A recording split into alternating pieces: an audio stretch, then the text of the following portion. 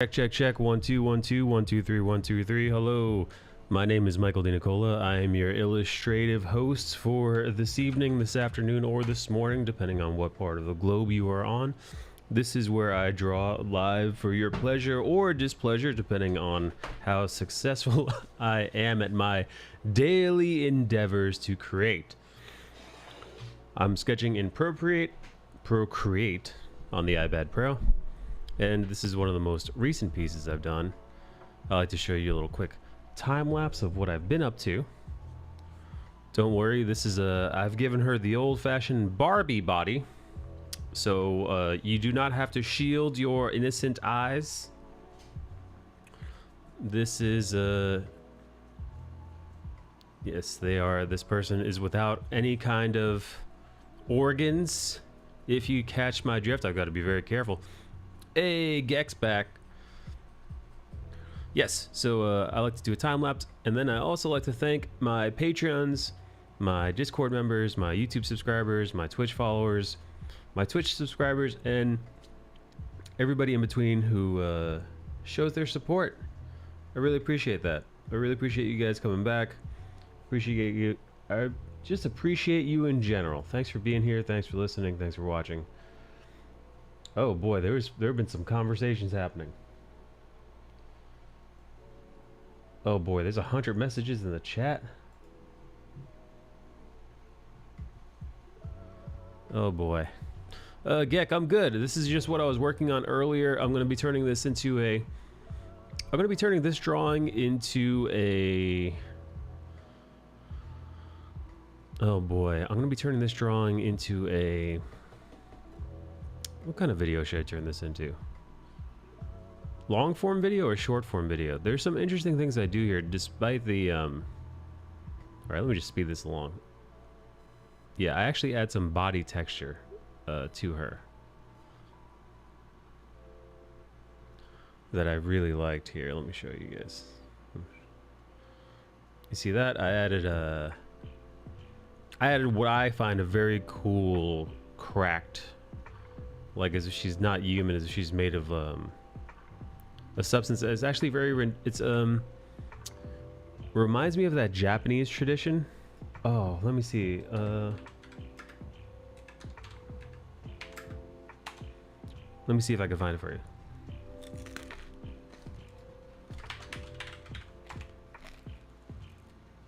you. Check this out.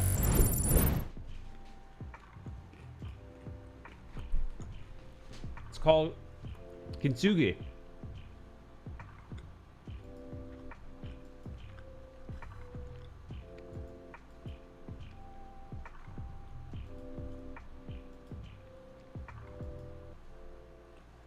They use a golden substance to fill the cracks when a bowl breaks. Isn't that beautiful?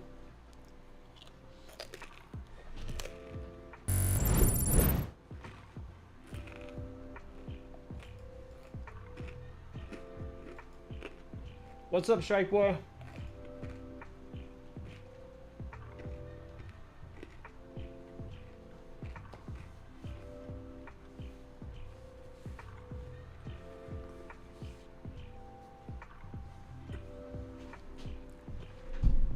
So hear this up. Kintsugi, also known as a Japanese word I cannot pronounce. Golden repair. It is the Japanese art of repairing broken pottery by mending the areas of breakage with a lacquer. They're putting fucking amaretto in there. Mending the breakage with lacquer dusted or mixed with powdered gold, silver, or platinum. The method is similar to another technique. As a philosophy, it treats breakage and repair as part of the history of an object, rather than something to disguise. Isn't that a beautiful notion? To not hide your cracks, hide your scars, but rather to beautify them, almost highlight them.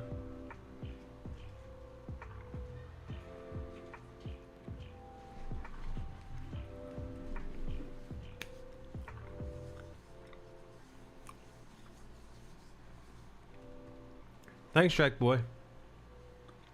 Strike Boy, you're as always very kind.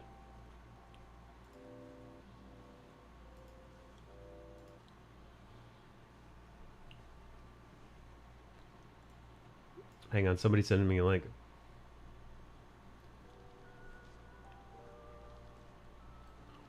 Oh boy. Boy. I'm a million years behind on my chat. I haven't really been on my phone today.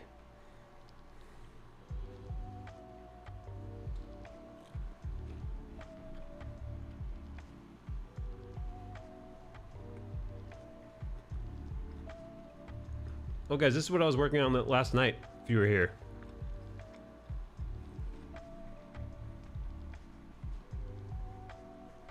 I figured I'd show you guys what I was sketching yesterday. Which was, of course, poison ivy.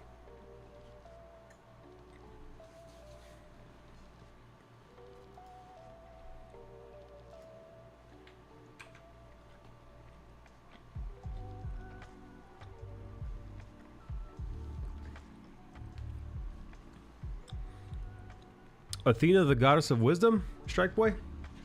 Or Athena, is there a different character named Athena that you like?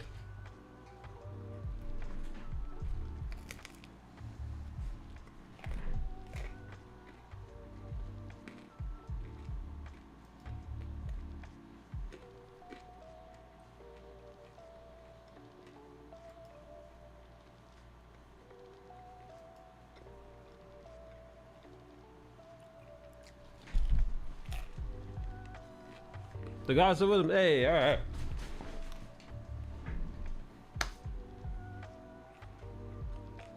No, it's not Athena. It's poison ivy, but poison ivy's pretty magical in her own right. Ooh, you know what? Watching this, oh, I just got an idea. I love when ideas come. I love when ideas come from nowhere, man. Or rather, ideas come from the muse, I suppose. I suppose the muse was just, she just arrived in my brain.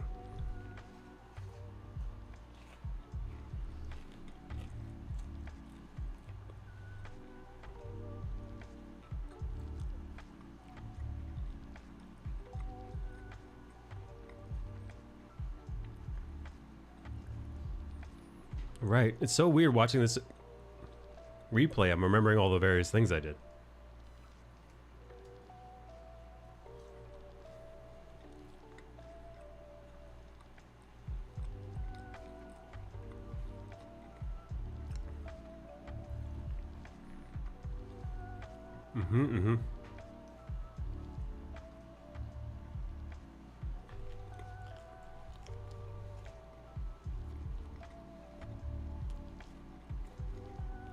Scooby, you like this replay feature?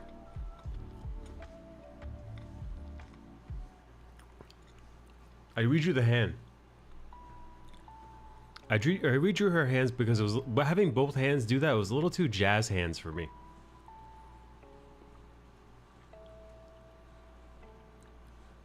It was a little bit too, like she was like a magician saying, ta-da!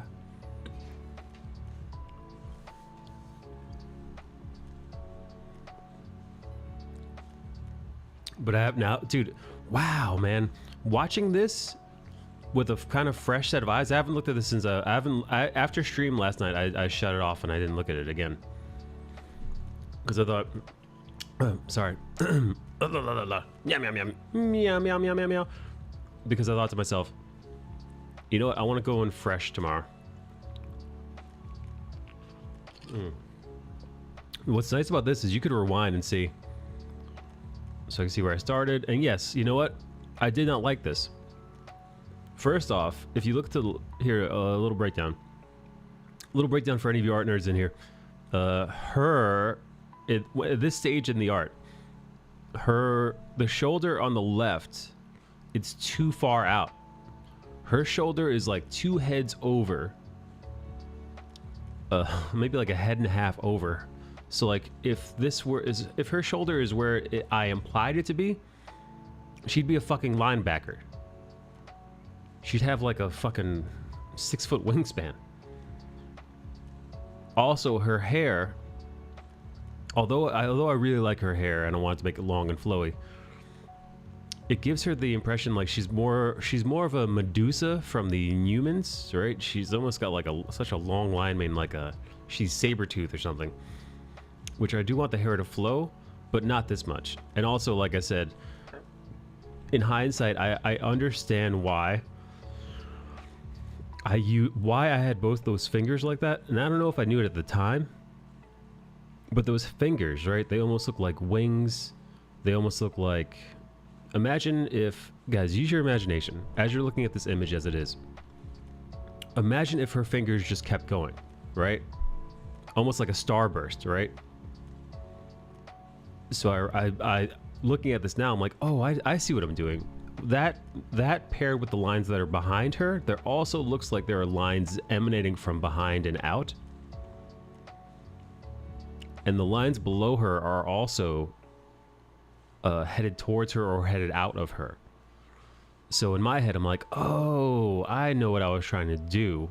I don't know if I knew what I was trying to do at the time, but I'm trying to use, again, shapes and lines to fucking drag you to her.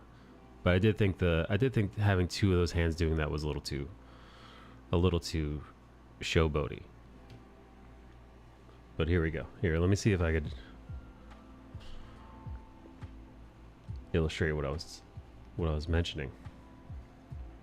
So I like the idea of stuff emanating out of her as well as stuff coming out this way. And it's so funny, man. There was something I was watching the replay.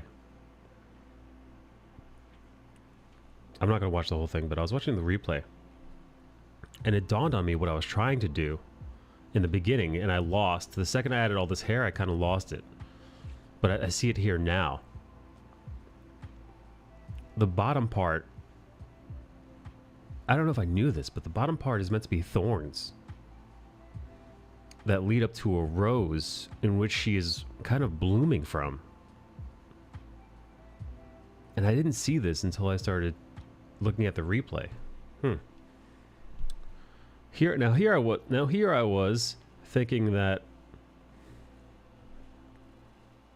you know, who needs a replay? Here I was thinking, oh, I need a replay, but I only need a replay so that I could eat my pizza in peace. Because I was chowing down on a slice of pizza, and I was just showing you guys this stuff, and I just so happened my eyes didn't budge from the screen. And ever since I've started making more content, this is weird, but ever since I started making more content on the platform, every platform, because I've been teaching people, which is really not my forte, but since I've decided that I want my YouTube and Twitch stream to, as best I can, be about, you know, chatting and being silly, but also about seeing if I can't bestow any of the lessons that I learned on, you know, bestow some lessons on some new blood. Anybody who's trying to learn how to draw and maybe is having a rough time. Anybody who might have a few questions.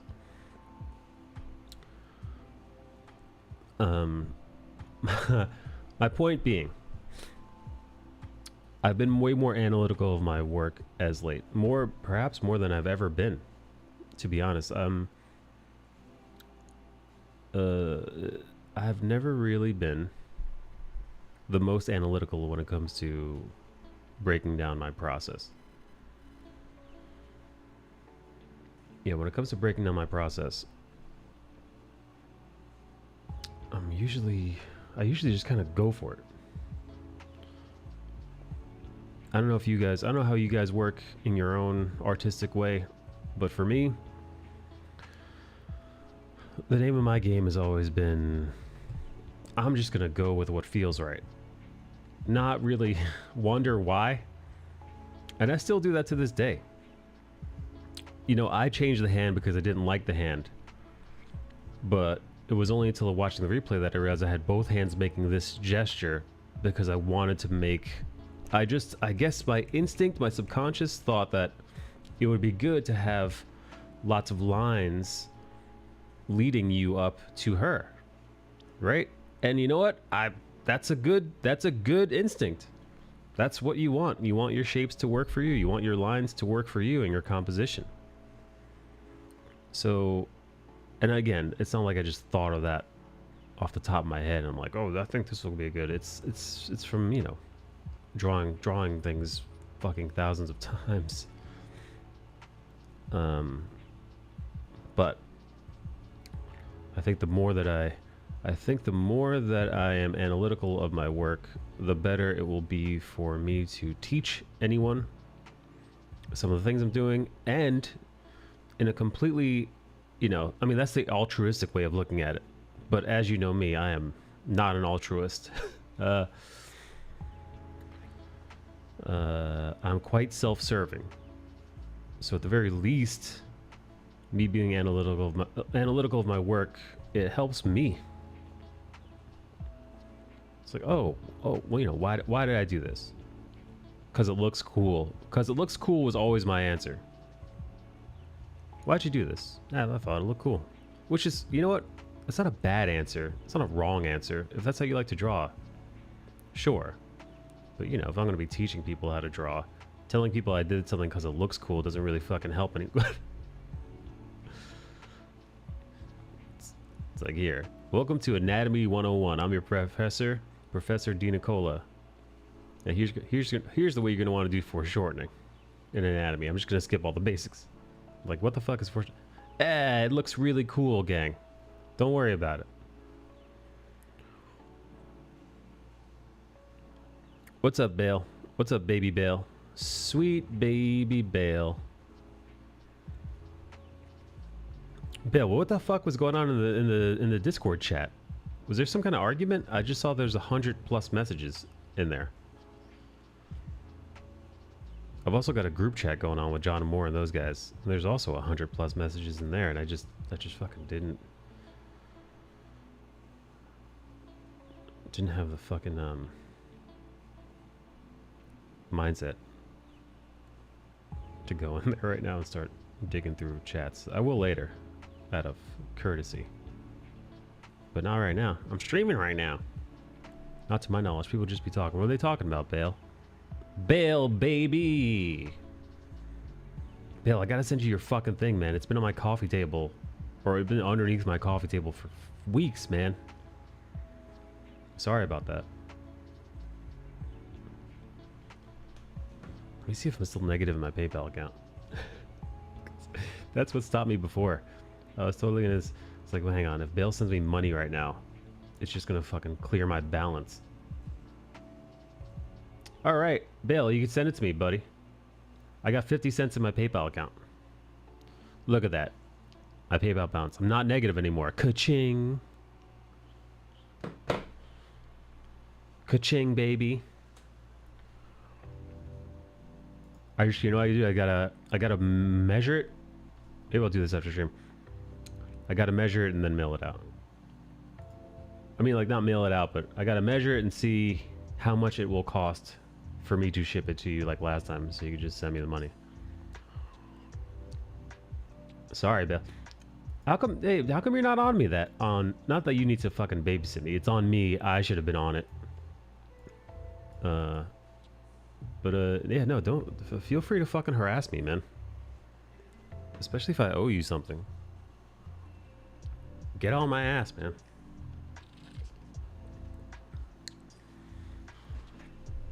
We all got shit in our minds. Yeah, no, dude, I'm so fucking bummed my camera's broken, man.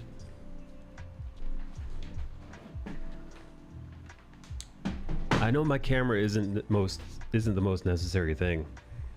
It's kind of the mic and, you know, being able to convey art. Even the iPad itself is kind of, it's nice, but if push came to shove, right?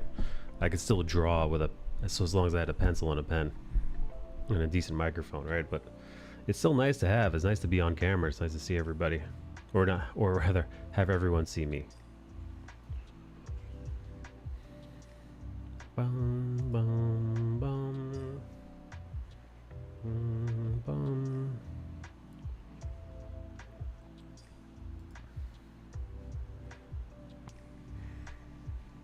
What happened to the camera? It broke. It just fucking stopped working. Here, I showed everybody yesterday. Here, I'll show you. Here, let me plug this in so you can see that I'm not fibbing. What the fuck? Okay, I was like, what the hell? I'm like, these are fully charged yesterday. All right, so channel 1 is fully charged. So here, I'm gonna pop that one out. Boop. So we got a fully charged battery, as you can see. We have a camera here that's worked for, I mean, geez, probably a couple of years at this point. We're close to it. Yep, you see, there, little receptor there. Put it in gentle like. Clicks. Close the lid. And it's actually already on, but nothing. Nada. It literally just died. One day I go to turn it on and phew, dead as a doornail. Bricked completely. So yes, so I have no idea. I got it used a couple years ago and it didn't really have any wear and tear on it either. I looked and there's actually every camera has got its own shutters, like think of cameras like having mileage on them, but the mileage is the shutter. And that's a great way to indicate how much it was used. So I looked at like how many times the shutter was used, and it was really not much at all. So it was actually quite a steal. And then, like I said, it worked perfectly. And then it's dead. And I don't have a spare $400 or $500 laying around to replace it. So for the foreseeable future, no camera, and I rather prioritize this camera here. I do have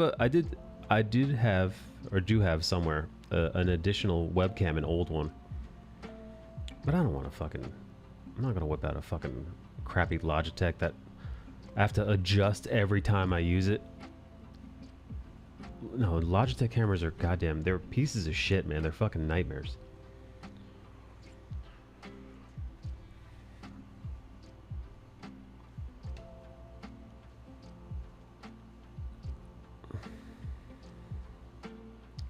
Yeah, so unless you know, Two Oak actually had a great idea yesterday, because I was telling Two Oak, I opened up my YouTube analytics and was showing him, and I was lamenting how YouTube doesn't pay for the content creation that I make.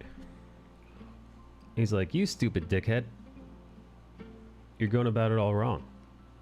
If you had 100,000 views, you need to be promoting your shit." And you know, I'm like, you know what? I'm one of the worst when it comes to marketing myself. I'm really bad at it, man. And I think it goes against my nature. Hey, Caribou. Caribou Blue. Welcome.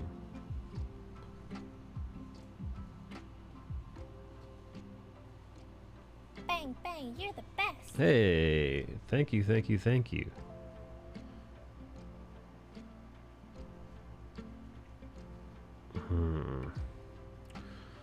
I'm designing I want her to kind of look like she's emerging from... Dude, you've gone past 5K subs already, says Bale. I know. And the same week I went over 5K YouTube subs. I went over, let's see, over 8,000 TikTok people following me, which, you know, is a flash in the pan for many. But for me to start from scratch, from no one, not too shabby. But it's because I've been posting stuff pretty meticulously. Not meticulously, but pretty... I've been as prolific as I can. I've been as regular as I can be. I actually don't like that. Get out of here. I'm gonna lurk. I'm gonna lurk. Hey, you are more than welcome to lurk. We also have a Discord channel if you are a fellow artist and wish to post your art, or if you're just looking for some place to hang and chat. We keep political stuff in a separate channel in the Discord. Generally speaking. Wait, Bill, what were they talking about? Not to my knowledge, people just be talking. I saw Matt and a few others chatting. Dude, I saw Sean Gordon Murphy's colorist, as well as Justin Jordan, our friend. I was gonna say our friend Dave Trent, our friend John Moore, his writer for his webtoon comic. They both went on Midjourney and started making.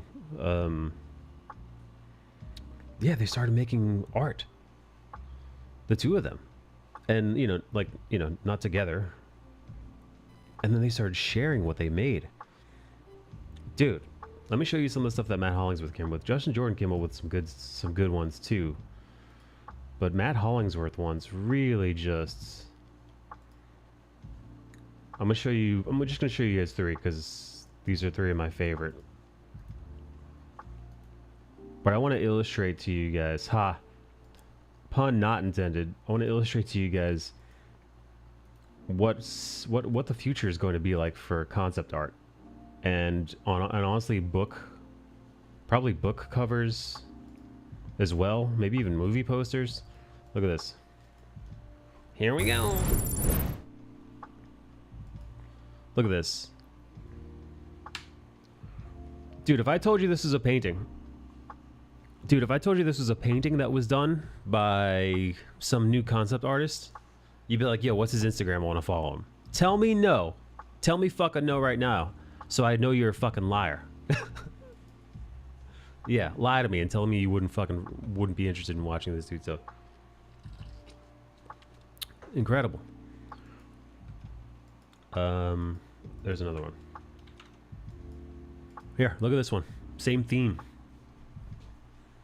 It's like the underwater space. Shut up, bitch! Hey! Towards the new camera. Aw, thanks. Thank you, Scoop. I had a fucking... Oh my god. Oh, you don't want to ban anybody? But thanks, buddy. Thanks, Scoob.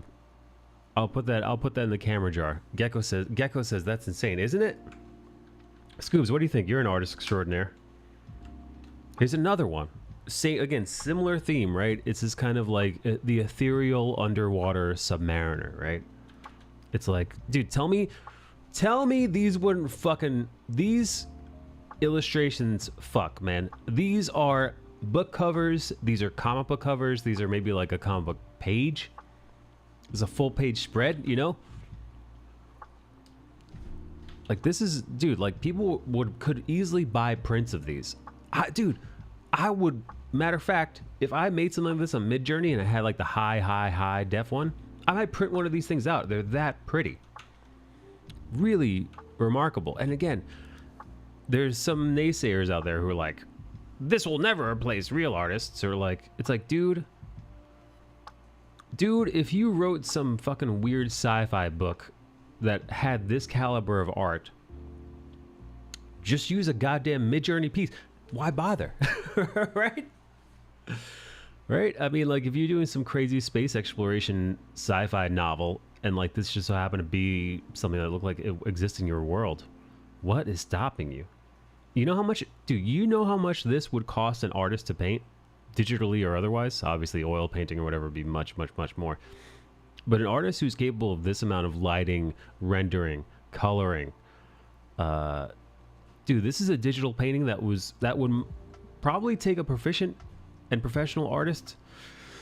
Guys, how much do you think? How many hours do you think to paint something like this? 40, maybe, depending on the artist.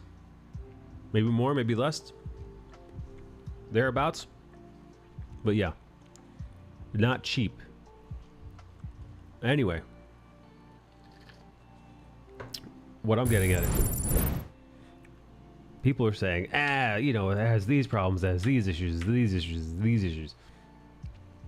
Here's another couple that you could see. He made 17 images, and a lot of them are really powerful, strong images, really strong. With like a little bit more art direction, a little bit more. They're basically like 90% of the way finished. You're getting very sweet results. Look at this portrait. Look at this portrait of this like female like sea explorer. So good. So I guess my point is this. And thanks again, Scooby Club. Scooby Club. Yeah, thank you, Scooby Club. Thank you, Corey, as well for both of you guys for being subscribers to the Twitch channel. Much love and appreciation. My point is, we're looking at technology like this, and like, dude, you're looking at a cell phone from 1985. You know, a cell phone that's the size of a small VCR. If you remember what a VCR is, you know, you're holding a computer from the 60s. You're looking at a device. You're looking at 56K dial-up, is what you're seeing. So yes, right now, it's very limited, right? Scoop says, I can see that's useful for generic purposes, but I don't find the AR itself very interesting. I think it's beautiful, man. I think if I told you that those pieces were done by a real artist, I think you'd have a much different tune. So back to my previous point. We're looking at the internet in its first inception. Like this is like step 1 or step 2. And we all know how technology goes, baby. They didn't stop after they made the iPhone. They you know, as in 2007 when the iPhone comes out and changes the entire fucking game. They didn't say to themselves, oh, "Okay, we're done. Guys, we did it. No more no more." Yeah, when have human beings ever said, "Okay, we're good. Now it's time to stop. We did we did it. We don't need to do any more of this." No, man. For one reason or another, man, usually money. Most likely money. Things are pushed forward. Forward and forward and forward and forward and forward. I think this is Pandora's box. And there's no shutting her. Hey everyone, hey Compass Colds. Compass Cold, welcome. This is looking great. Oh, thank you. I love that emote. Very expressive. You used to be able to see my face on here. You can no longer see my face on here.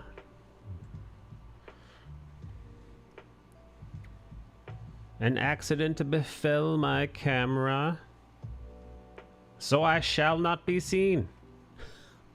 Henceforth, I'm a voice. I'm a disembodied voice, speaking from the beyond.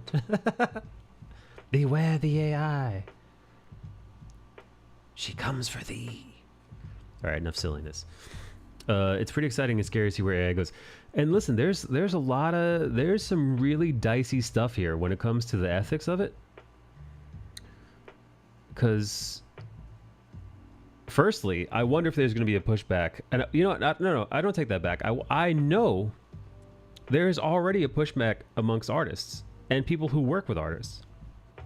I've seen people in the art community, not even necessarily illustrators or painters themselves, say things like, "I would never use an AI art for any project." And it's like, okay, Mr. Grandstand. But it's like, what about people that honestly can't afford artists? And what about people that, like, I was looking at a comic book colorist and I was looking at a comic book writer, trying to create reference images. These are creatives who work in the creative field that do not possess the skill that honestly took us, thousands of hours of drawing and practice to attain. But they are very creative in their own right, and they have a dream. Not to sound too, hippy dippy with it, but no, they have their own machinations and dreams and creativity that they want to explore. And now they have a tool, man. In a way, this is kind of this is going to sound hokey, but in a way, Midjourney and other AI generated art, I think this is going to open up a lot of doors, especially for those, because now the playing field isn't completely level. But as this technology advances and advances and advances, I think we're going to see some really beautiful, interesting things happening from artists who, you know, weren't even technically artists, right? From creative people who never had access to a tool like this because either they couldn't afford to hire an artist or couldn't make art themselves. I've watched a few YouTube streams of people demoing Dolly Midream. I may be alone, but I like to have a story person behind the art. I think you're not alone, but you're also, I would say you're probably in the minority, Scoob. I think as a person who's done a lot of conventions and have seen a lot of people dealing with artists, some people like a story, some people buy the artist, but there is a lot of people out there who don't care. They see something cool, they want that cool thing, you know, especially in regards to fan art and that kind of stuff.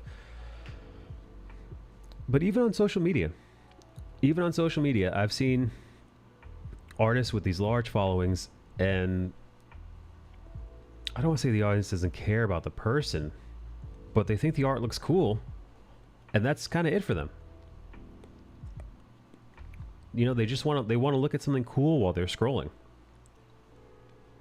And I think there are a lot of people out there like that. And think about the people who buy books. Think about the people who buy books. Think about the people who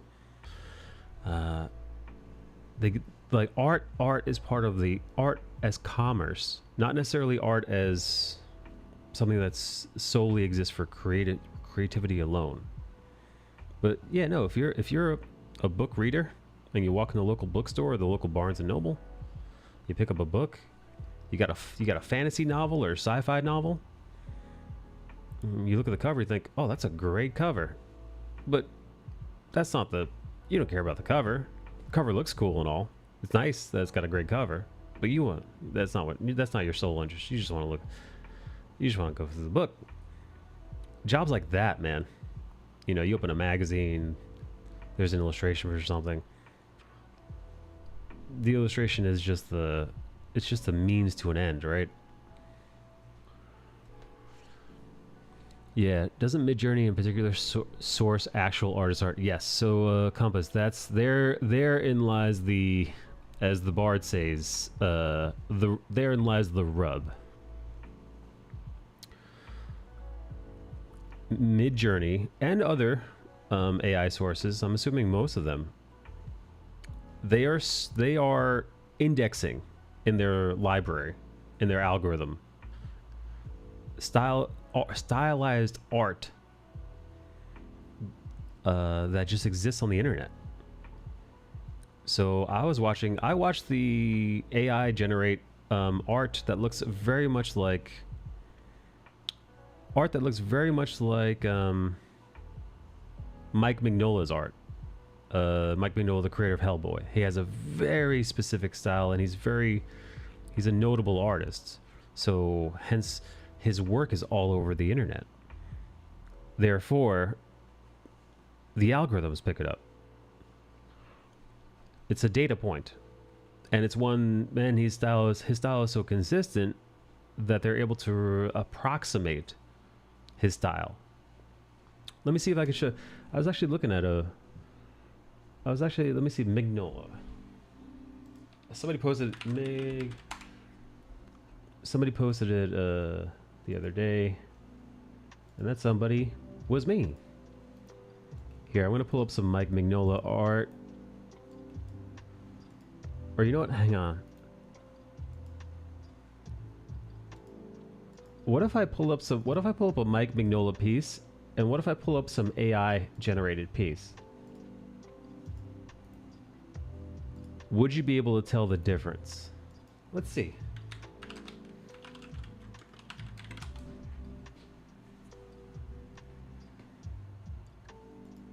Mike Mignola art.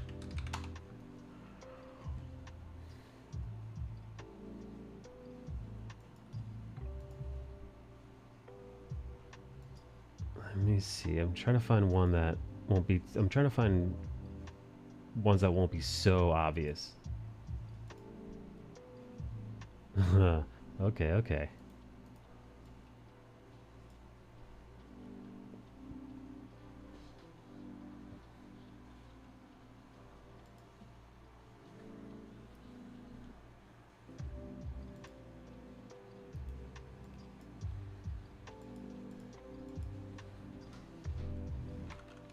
Oh damn, this one has word bubbles in it.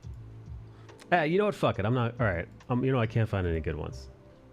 But here, I'm just going to show you a couple of Mike Mignola art pieces, so you know what I'm talking about, and then I'm going to show you guys what the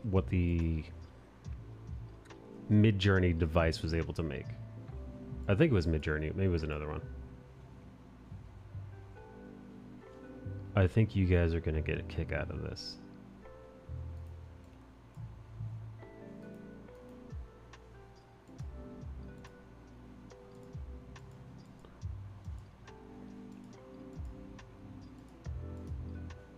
Okay, here we go, look.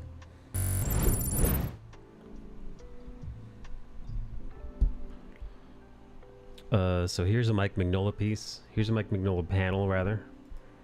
Here's a Mike Mignola cover. Here's another Mike Mignola cover, right? I think now you get a sense of his style, right? Very blocky, lots of blacks, lots of bold lines. Here's a fake Mike Mignola art piece done by the bot. Here's another fake Mike Mignola piece also done by the bot. And when you string them all together, when you mix them up, right, when you just toss them in, they actually look like they fit, which is pretty goddamn wild. And it's also pretty goddamn dicey in regards to his IP, his property, his stylization, his art. You know, like, imagine a bot that can, again, we have to keep in mind,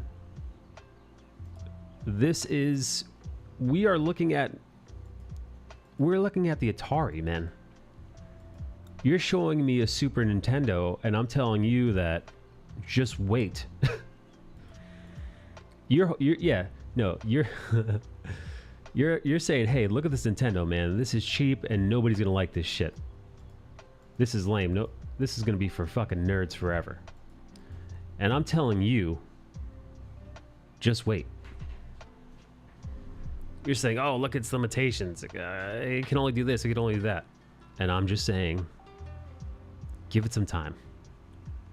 Because this is a technology that I don't think is going to go away anytime soon. And I don't think people are just going to stop working on it. I do think it is really dicey. It is really dicey when it comes to what your property is. I mean, yes, you own your likeness, but what about you? Do you own your art stylization? I'd imagine you think you would, but I am not I'm the furthest thing from an attorney imaginable. Yeah, I haven't a clue. Yeah, this is I would imagine some pretty iffy legal territory, because the other thing is, who owns the image? I think was it the Supreme Court that ruled that non-humans, yes, I believe if I remember correctly, there was a copyright dispute between it was some business and a man. Because, all right, here's what happened. This dude is out in the safari, or wherever. He's out in the jungle. He's taking photos of chimpanzees. and one of the chimps is messing around with his camera, and I think the chimpanzee ends up taking like a selfie or something. And it turns out the chimpanzee is fiddling with the camera, and lo and behold, the chimp takes an awesome photo, either of itself or the surrounding or something like that. So this dude is like, oh my god, and I think he uses the image on a magazine, or he publishes it or something like that. And if I remember the story correctly, somebody starts selling that image. And he's like, whoa, whoa, whoa, whoa, whoa. You can't sell my image. And they were like, yes, we can. You didn't take that image. That's the monkey's image. He's like, yeah, it's the monkey's image. The monkey took it, but it's mine. And they went to court over this. Because he was like, hey, it was my camera. So what, the monkey took it. You can't sell it. It's my copyright. And they're like, no, the monkey took it, so it's not your copyright. Monkeys can't copyright. And I believe, if I remember correctly, a little hazy, the dude lost. And it was basically because monkeys can't copyright. A monkey can't hold a copyright. And because the monkey took the image, it was the monkey's property, but the monkey can't have property. So it's basically up for grabs, which is wild.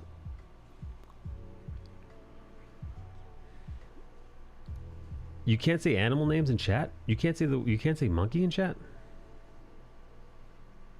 We're literally talking about chimpanzees. We're talking about monkey law right now.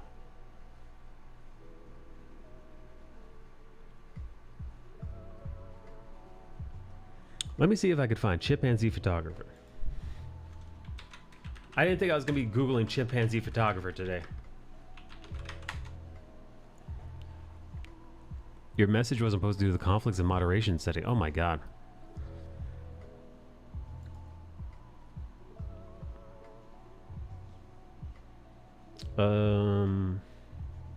Chimpanzee photo.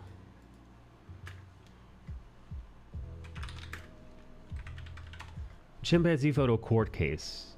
Monkey selfie copyright dispute. Here we go. Chimpanzees do not have the same legal rights as human. U.S. appeals court rules. Is this the... Two chimpanzees don't have legal rights of people. No, I think this is a different one. You know, this is a different one. This is what I'm talking about. Here we go. This is what I'm talking about. The monkey selfie copyright dispute. Between 2011 and 2018, a series of disputes took place between the copyright status of selfies taken by celebs. Oh, by celibus crested. How do you say that? Mako key? How do you say that? What's the phonetic way to say this? Makai? Macaca? An old world monkey? Macaque. You just... macaque. Macaca. Anyway. So this macaca took a photo of itself. Using equipment belonging to the British natural photographer David Slater. The disputes involved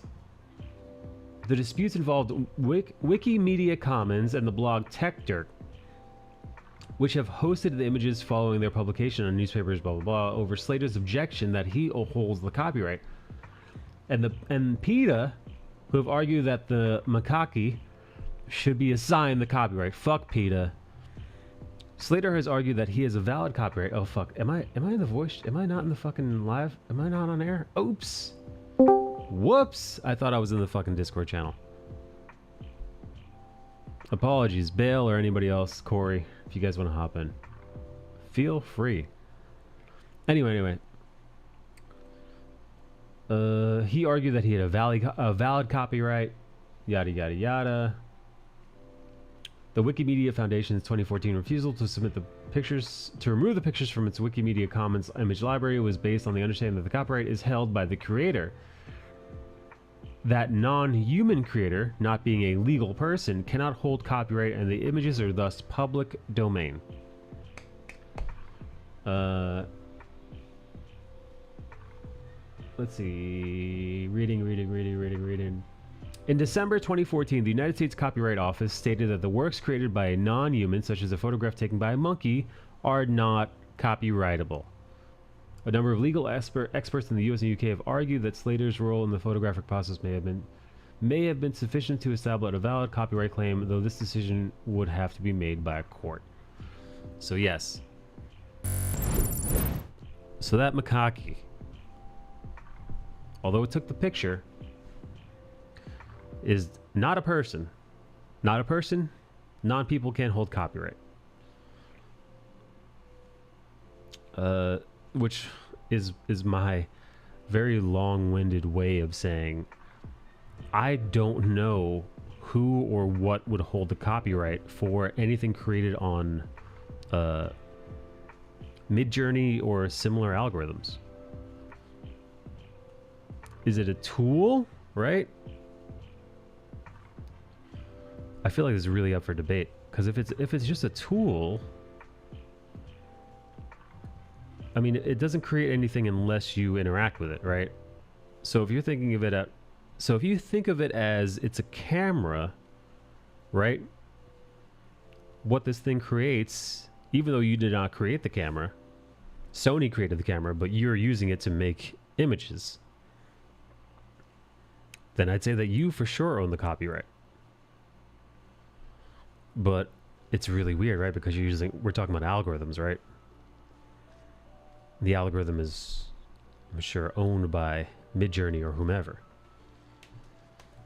God, I'm thirsty.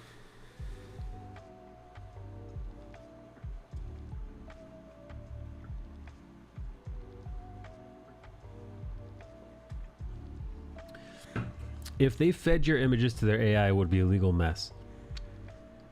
Well, I think what the images do is they just scour the internet the same way the Google, the Google search engine scours metadata across the internet in order to,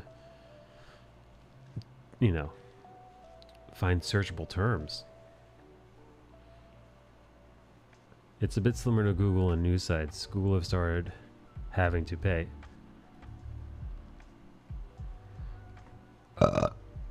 Google has to pay for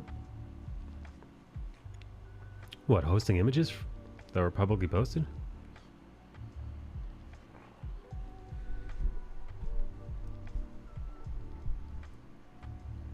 So Yoji, are you saying that these AI programs that are able to recreate art in a specific artist's style is illegal?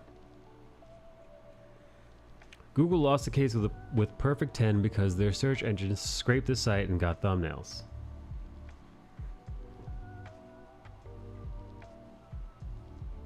No shit.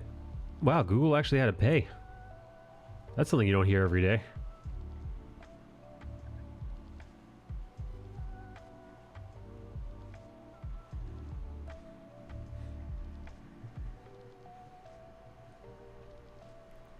It's legal gray areas, but if it was fed the artist's work to get the result, then they will get sued. I guess you're right. It depends on the means in which the algorithm is learning.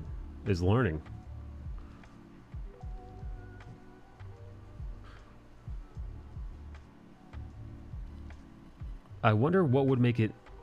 I wonder what would be considered legal data scraping versus illegal data scraping.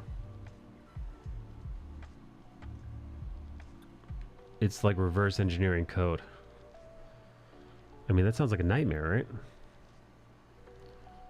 So somebody would have to sue them, right? And then Midjourney they would have to fork over the code, right? For someone to say, "Hey, look, I think this thing is, harvesting data from sites illegally."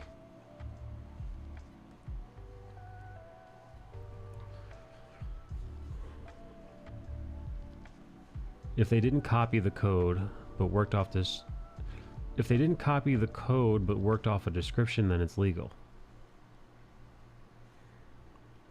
Man, this sounds like a nightmare. But I see why. I see why. Yoji, did you see the Mike Mignola art that I posted? That the algorithm made. I mean, it does look like a knockoff, but it's very, like, it's clearly trying to imitate Mike Mignola as best it can.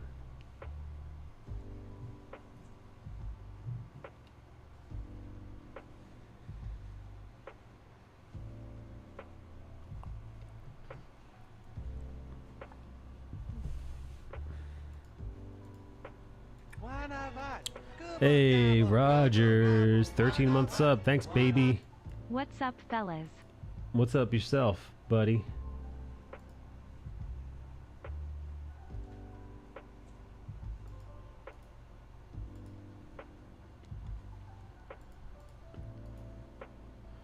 Yeah, here you go, Yoji. I don't know if you were here when I posted these faux Mignola images. What the fuck?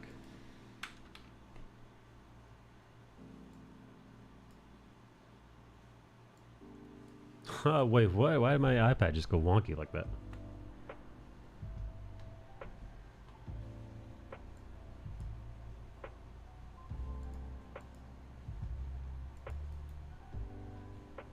What the fuck?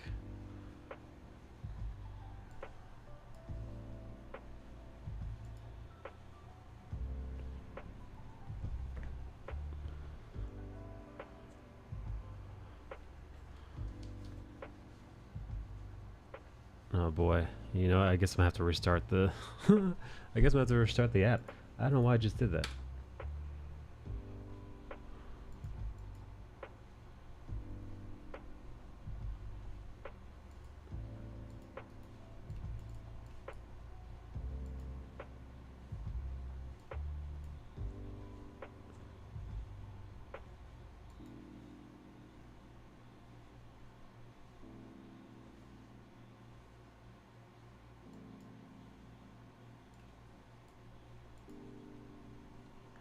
Alright, now it's just on its head. Yeah, no, I'm restarting this. It's weird. Restart.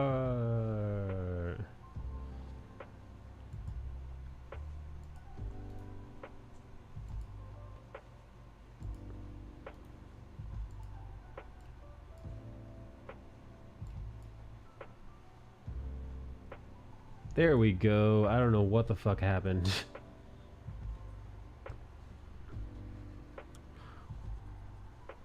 All right, here. Oh, yeah, this was. Yeah, so this is fake Mike Mignola art. This is Mike Mignola art created by, I think, Midjourney.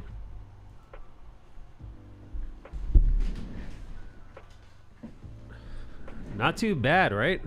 They kind of fucking nail his aesthetic.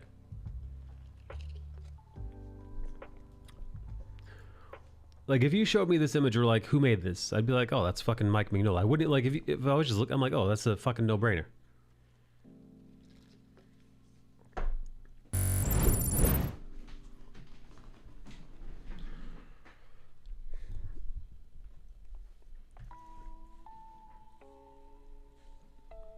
It's not 100%.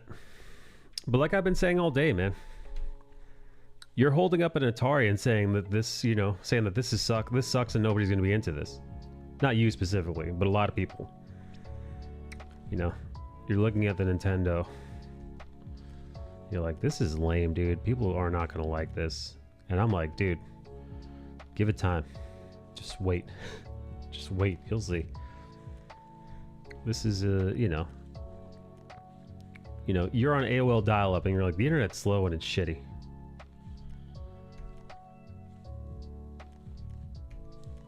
You're in the 1970s looking at a computer that takes up an entire bedroom.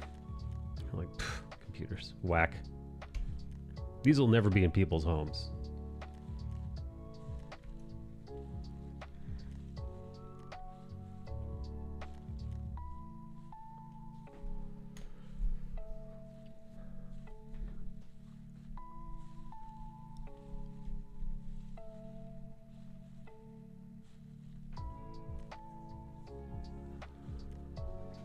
AI art seems to be taking off just as I start the 100 head challenge. What the hell is that?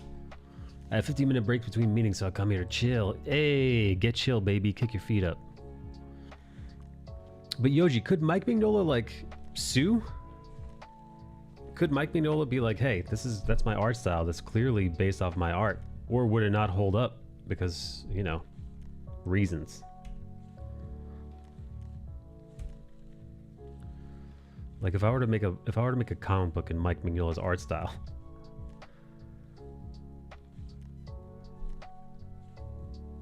and it was, you know, more convincing, better than it is now. Because you're right, it is missing a little something, but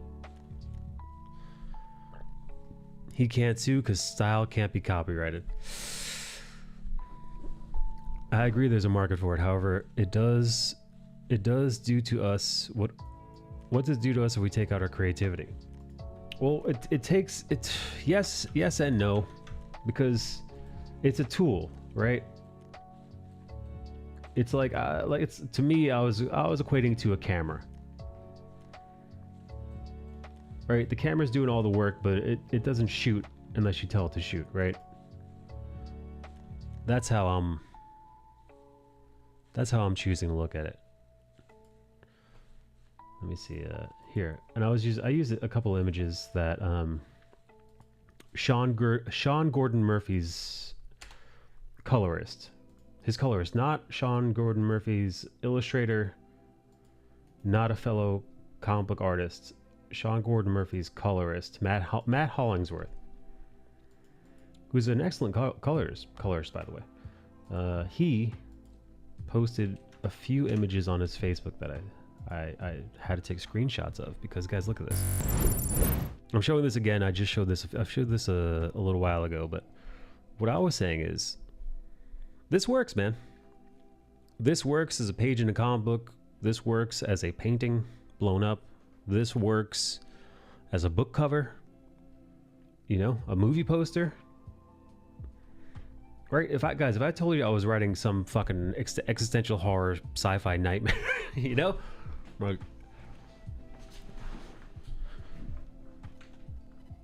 And then here's another one.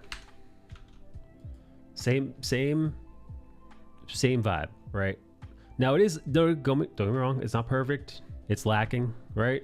There's some things that don't make quite enough sense, but these are, you can't deny, these are gorgeous images that, by the way, what I pointed out earlier, these very same images, if done by a traditional painter, oils or digital, would take hours and hours and hours and thousands of dollars to make.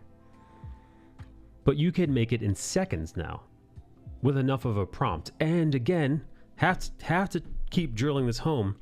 You are looking at step 1 or 2, man. This is the Atari. This is the Nintendo, man. This is dial-up internet.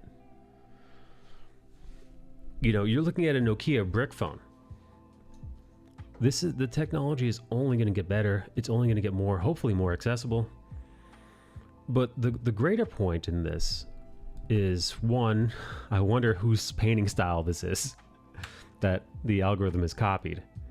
And two, what are non-artists going to create now?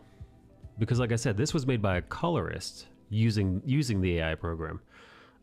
John Amore's best friend, Justin Jordan, comic book artist extraordinaire, Justin Jordan, he took a crack at it too, and actually was able to make a very cool image. I saw him posting on Facebook. Let me see if I can find it. Justy Jordan. Justy Jordan. He's facebook.com/library gorilla. That's a funny one. All right, where are you? Where are you?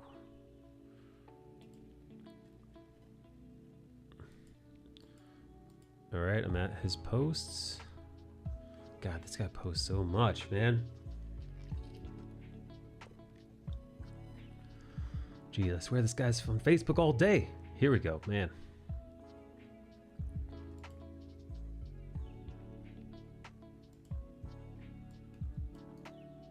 All right, here I'm opening up a couple images that Justin Jordan made. They're not as beautiful as the ones that Matt Hollingsworth made, but again,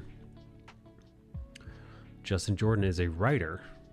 Well, I mean, you know, it's funny. He's a writer. You'd imagine he'd be able to write the algorithm a little bit better. But oh my god, it's making me scroll all the way down again. I'll show you the two that he did, and I liked them both.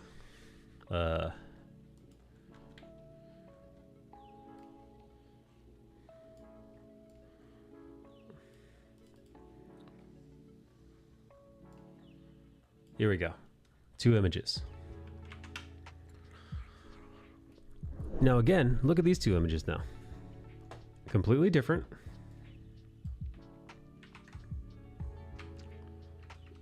Oh wait, hang on.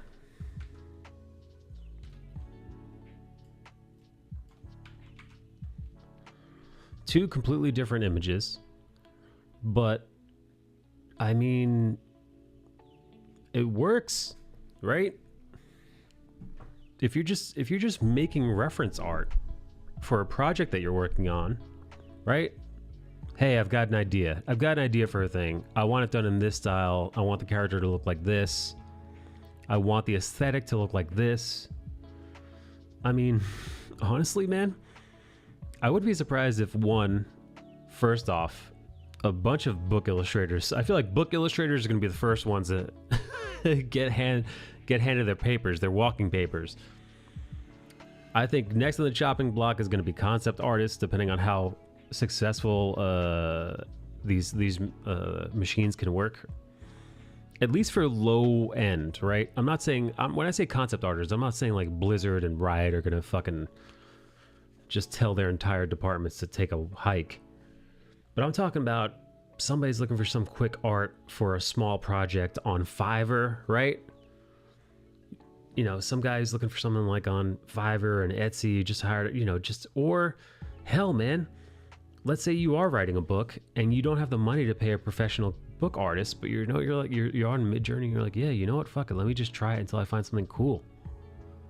And you just keep going, man. Because again, you are looking at two images created by a comic book. You are looking at two images created by a comic book artist. a non-comic book artist, rather. A comic book writer. Somebody actually started making a comic book in the same style. Not the same style, but using a Midjourney. I'll show you the first couple panels.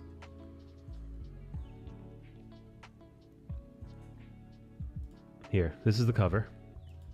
The book is called Summer Island, and you see the story is by Steve Coulson and the art is by Midjourney. And this looks like a fucking comic book cover. Like, if you put some coloring behind this, or hell, even as black and white. Now, the actual panels, the panels aren't as tight, but again, I think this guy's a writer. But here are some of the panels inside. They're a little stiff, right? So clearly the app has got a long way to go. But not too bad. Not too shabby. Clearly they're mocking someone's art style in black and white. But hot damn. Oh, Yoji, it's 100% going to become paid only. We definitely know where that's going.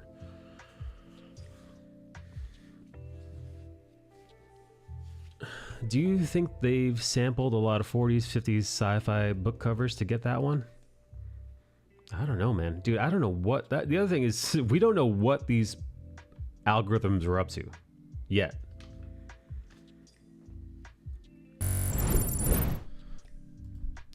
So I'm looking at this and I'm seeing opportunities. I'm also seeing like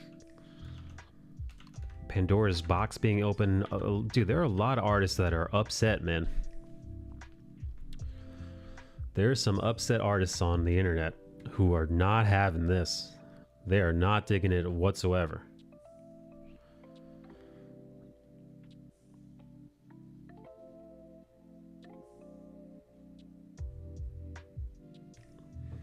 But I think, listen, I think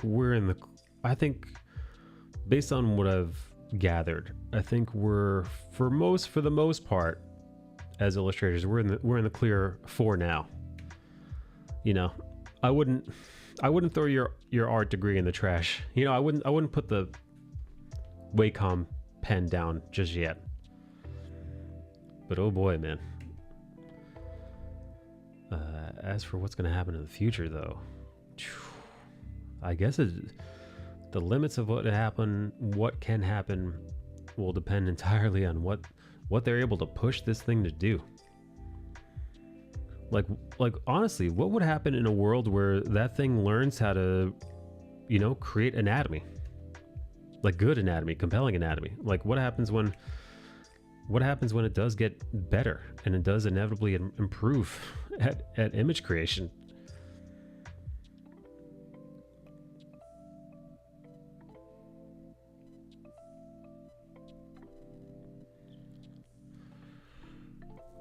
I never use my art degree, so Skynet is next. Can they combine art styles? Like I could scrape a ton of Kirby and Magnolia art and have the AI blend it. Rogers, you may be able to, dude.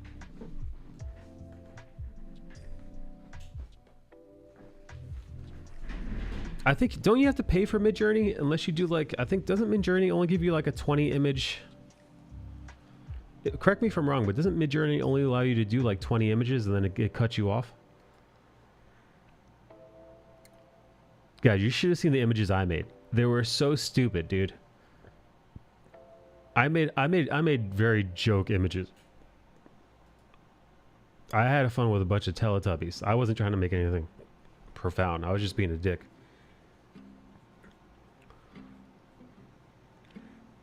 I think I tried to have the Teletubbies as KKK members. No, that was a different one. That was the other AI. Hey, enjoy your work, Rogers. Rogers, you animal, you. Have a good day. Have a good rest of your day. Yoji, listen, you've been around the block a few times. What do you think's gonna happen? Where do you see all this going?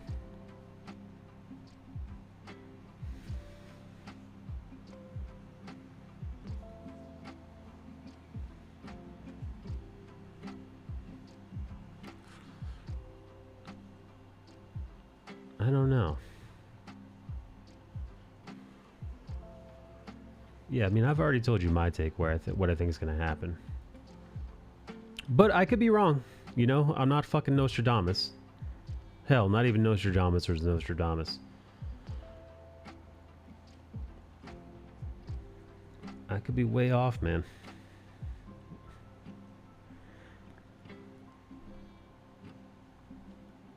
This you know, this technology can go the way of 3D television.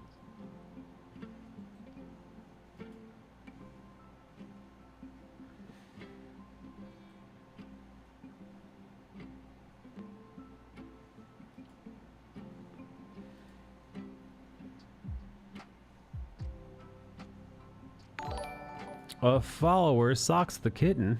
Hey, Socks.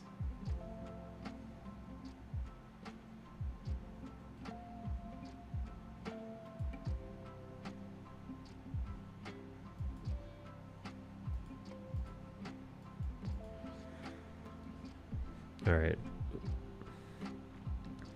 I'm trying to find an image. Can't quite seem to find it.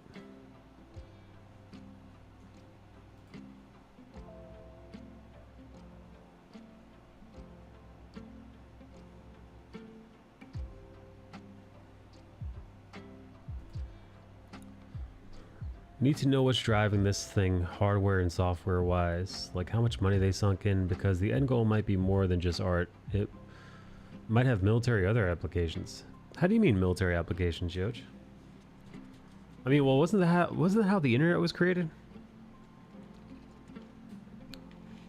The military was up to shenanigans and they're like, hey, we created the internet.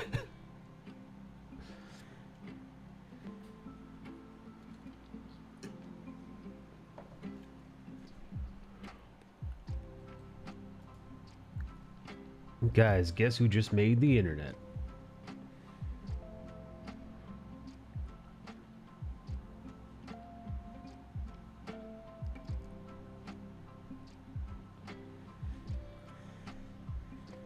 It was DARPANET for military communications.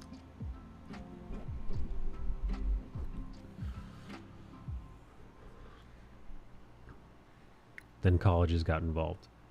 And that was a wrap, baby. Real funny, man.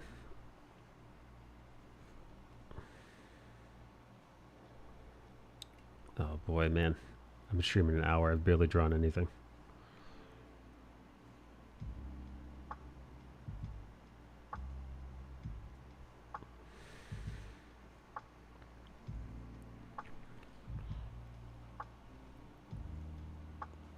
I wonder how I got that new follower. I wonder, I'm assuming one of my shorts is doing work. If anybody's curious, and if anybody's in here who likes looking at my shorts, this is going to be the next short. I'm calling this Golden Lady. But, she's got no genitals, as you can see. It's just cracked. But the golden cracks remind me of the Japanese pottery art.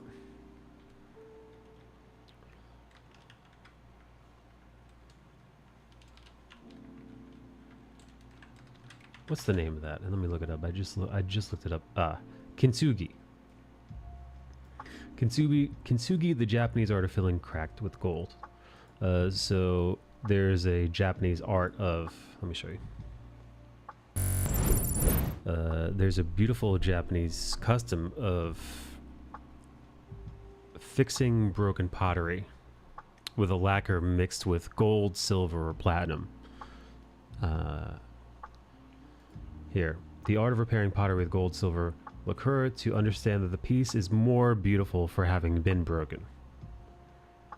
Isn't that a beautiful notion? Yes. So that's there's something really beautiful in that. But yes, it's Kintsugi. Kintsugi, write that down. So I would say Kintsugi kind of inspired this piece, because she is cracked, but she's meant to look strong. And John Moore, no, John, I would show the Sled Gang chat. I mean, I guess I could show the Sled Gang, a little bit of the Sled Gang chat. I'll just show a little. I'll show a sliver of my screen of the. I'll hide most of the Sled Gang chat, but John, I am 142 messages behind Sled Gang. I have not looked at Sled Gang since last night, I don't think. Which is weird because I'm in the Sled Gang. And I had this window open because I was looking at some of the art that I posted in here, but I have not looked at any of the new messages. What did you say to me, John? Really like the glow you created. Thanks, bud. These are all just brushes, man, for the most part. Thanks, Gek. Gek, I didn't know you were still hanging out, bud. All right, let's finish the inks, goddammit. Let's finish the goddamn inks for this piece, this Poison Ivy piece. We're fucking dawdling. Fucking taking my sweet ass time today.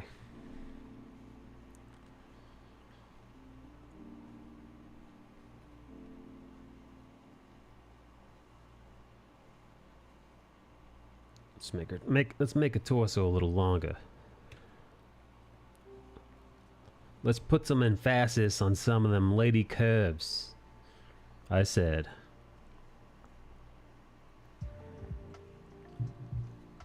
Oh, Soundgarden just showed up on my... Watching your VOD. You should cut up your monologue in the first hour into a video about Instagram and the likes being bullshit. A lot of content there yesterday. Oh, dude, thank you so much. Yeah, John, I actually, I don't know if I showed you this. I mean, I probably didn't. Let me see if I can pull up the folder, and hopefully there aren't any naked people in this folder.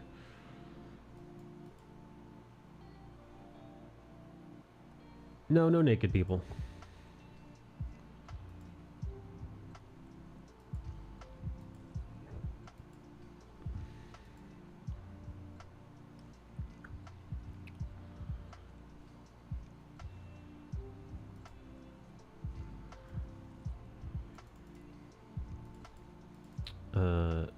So here's whenever I'm streaming, John. The art was too okay, I guess, but the message was strong. Here, let me get this going. Let me mute this.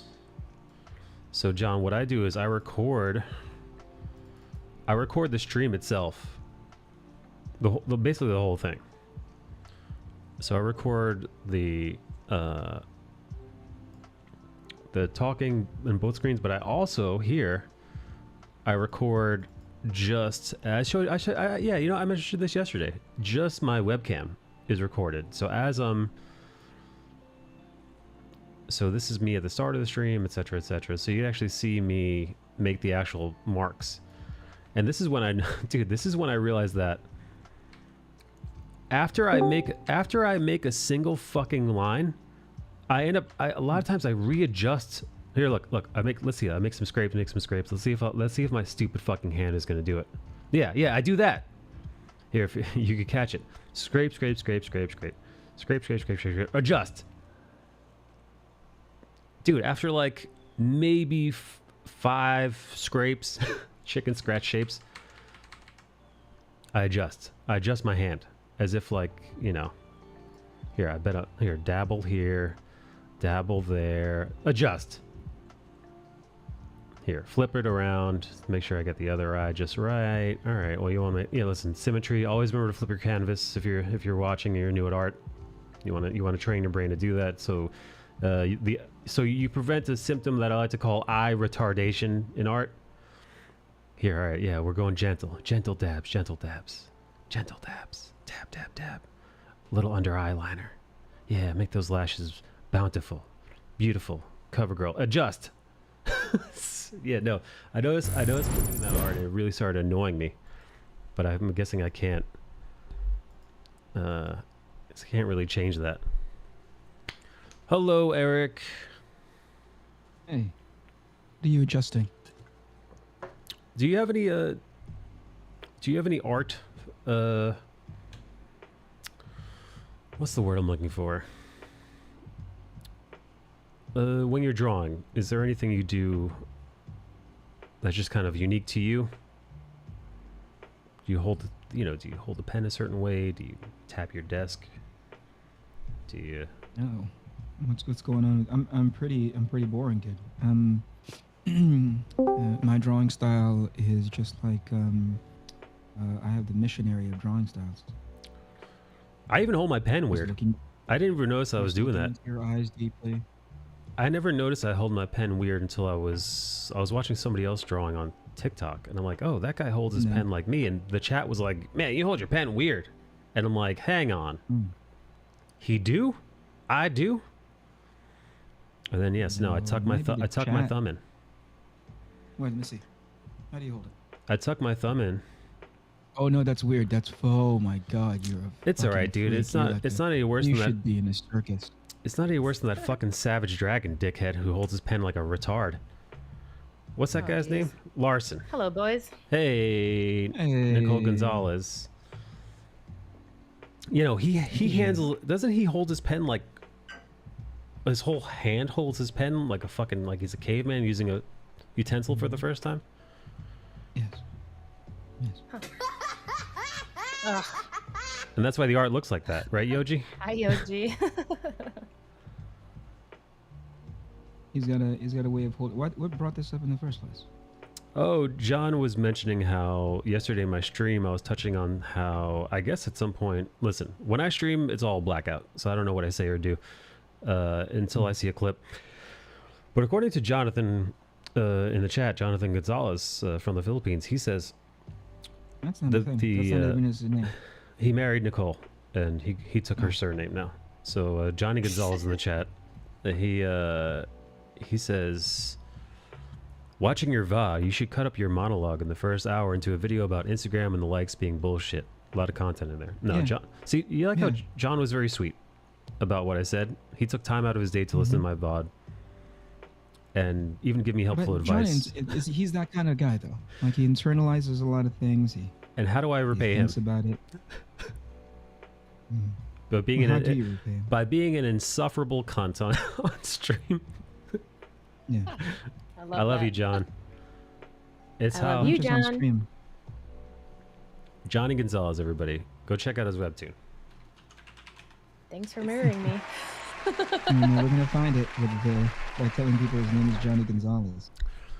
Hang on. Dragon's a long-running book, though. He can hold his pencil with his elbow if he wants. You know what? I was ripping on Larson's art and the way he holds his pen. However, he's fucking accomplished, man. It doesn't, which is why I feel free to make fun of him, because it doesn't fucking matter, because that guy is an accomplished illustrator. So what I shout from the sewer matters not. Yoji says, Larson may hold his pencil like a retard, but he's never missed a deadline, and he's drawn Savage Dragon since issue number 1. And he's also drawn multiple series without a miss. You know what? Better than some others, man. Yoji, go off on a tangent talking about how Rob Liefeld's a piece of shit. Yeah. Called a piece of shit.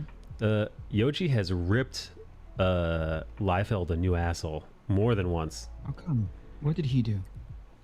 Yoji, break it down. Give us the Yoji breakdown. Show us on this chart where he touched you. Did you see that post he I made think about so. new artists? He was shitting all over new artists. He's like, they're spoiled, they're babies, they don't do as they're told. They are.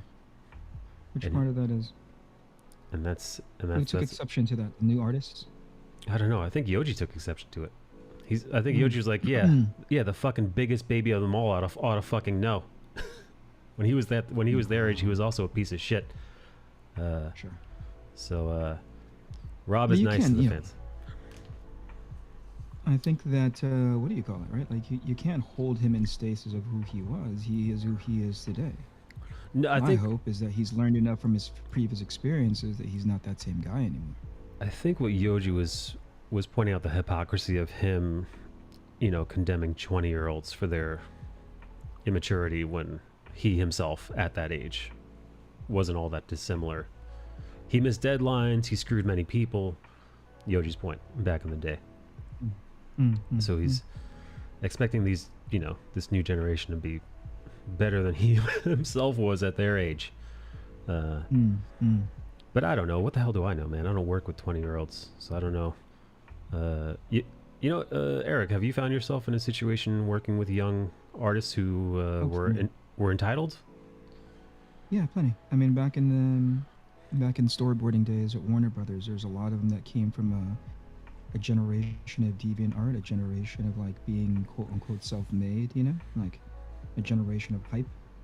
Oh boy, yeah. Good at amazing at deviant art, amazing at Tumblr, but then you bring them into a professional environment and they're less amazing because, you know, they've never had to be answerable or accountable to a professional schedule before.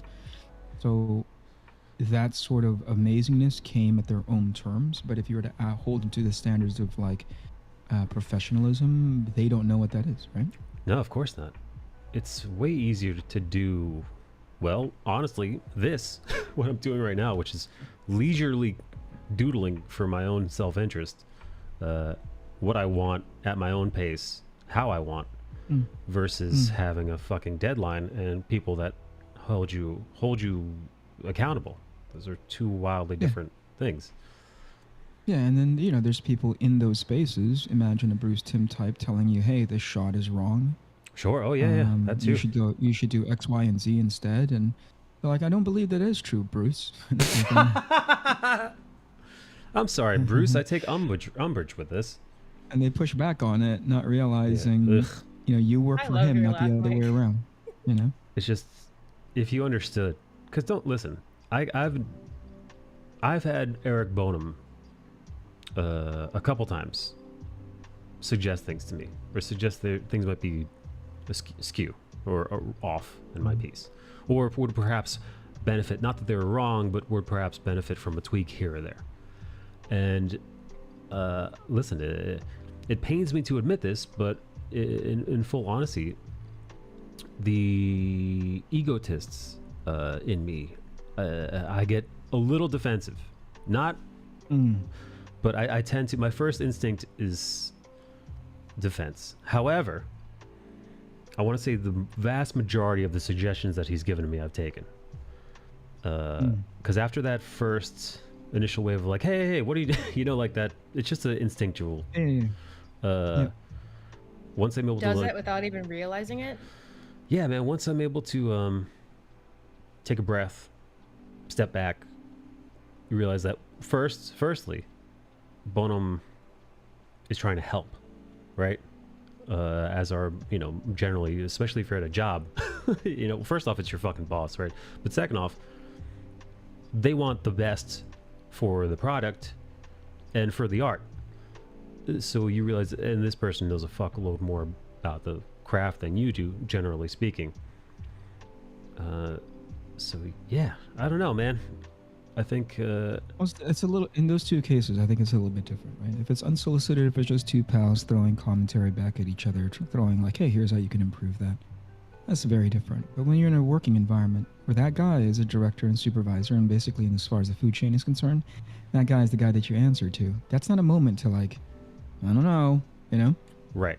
Yeah, I don't no, think especially so. then. You know, it's like you do what that guy does because that's your boss. Now, there's a to go back to the original Rob Liefeld point, which is like, this is a generation that doesn't quite understand how those kinds of spaces work, you know? And so if Liefeld reacts to like how he's classified as like entitlement, I understand, you know? And it's not a, you know, maybe there's something to Yoji's point, maybe there's a little bit something hypocritical about that because it's lacking in self-awareness and reflectiveness of how he conducted himself back in the day, but I don't know. Like, was he ever, I don't know too many editors or like his history with Marvel Comics where he's like, you know what, actually I'm going to draw it like this instead. I think he was encouraged to like inhabit that space of being like a young punk, you know? And so it emboldened him to become more of a young punk. But fast forward to like right now, if he were to say like, hey, I need you to change this shit, I wonder if he would. At least, at the very least, he understand. I understand just based on his reaction. It's clear that he has an understanding and appreciation for it. That's your boss. Change it.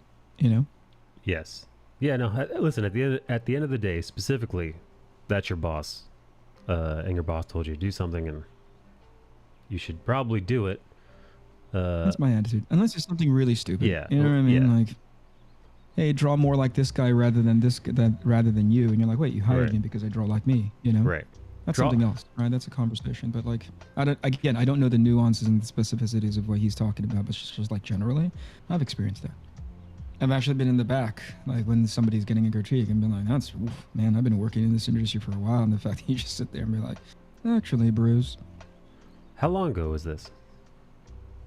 this is forgettably so long ago that I'm like, that person never got work in the industry again." Like, the great part is that those people have a tendency to self-select out anyway.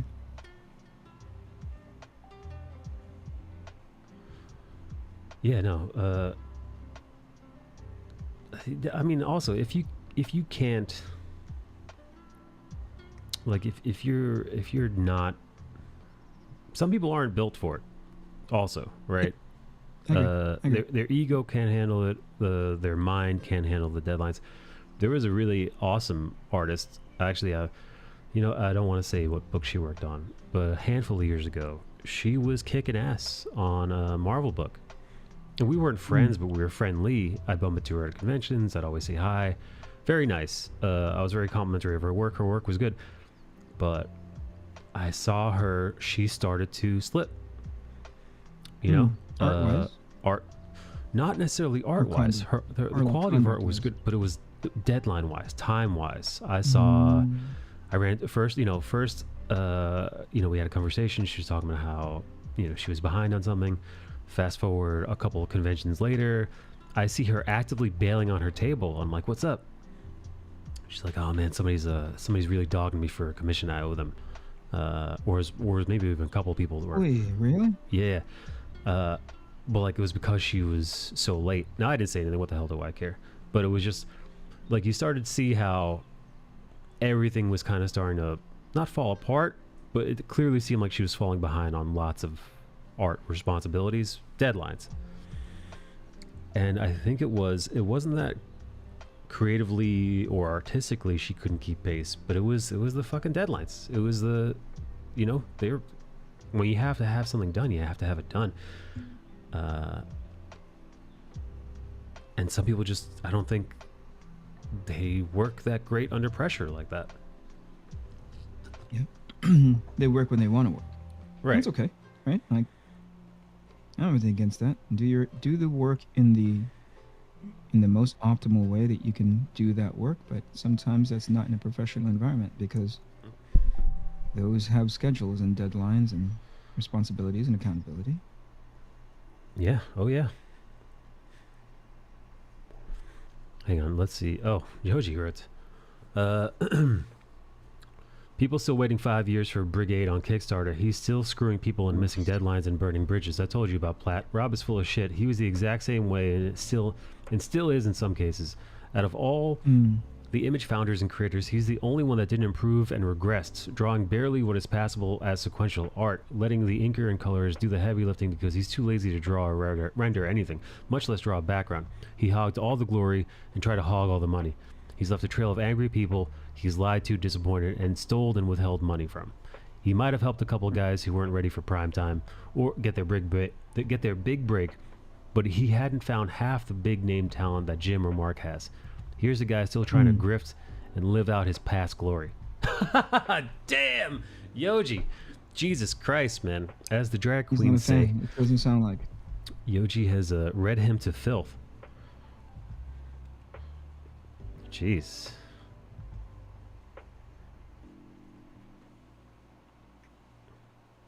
Clearly Yoshi's not a fan. Not a fan, man. And he's got receipts.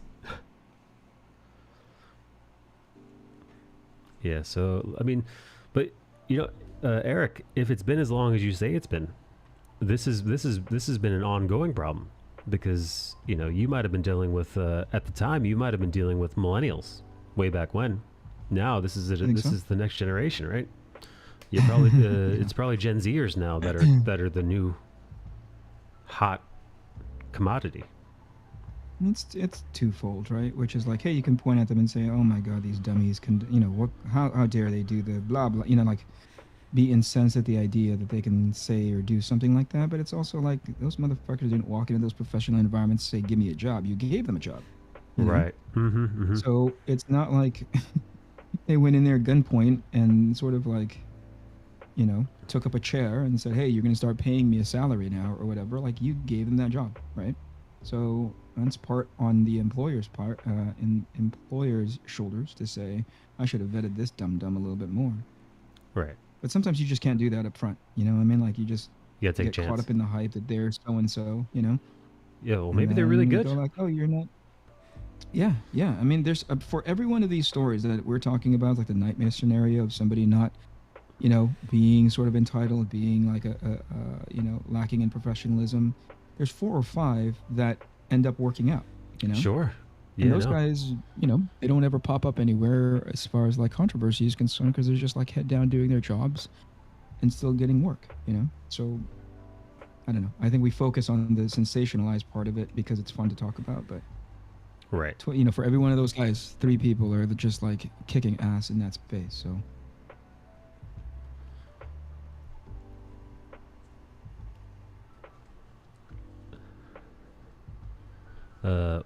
That's not uncommon. There are several artists who are years behind on commissions. With some, it became so routine people have told others online how they will lie about why the commission isn't done in steps. Pressure can be helpful too, says John Moore. It can. Pressure for some people, it depends on the individual. Some people crumble under pressure, others thrive. I agree. If I've learned anything helping to run teams, it's that not, you know, there's no such thing as like plug and play. You can vet for it, right? You can hire for it, but each artist is an individual and you don't know what which sort of pressure point to press on in order to get the best out of them.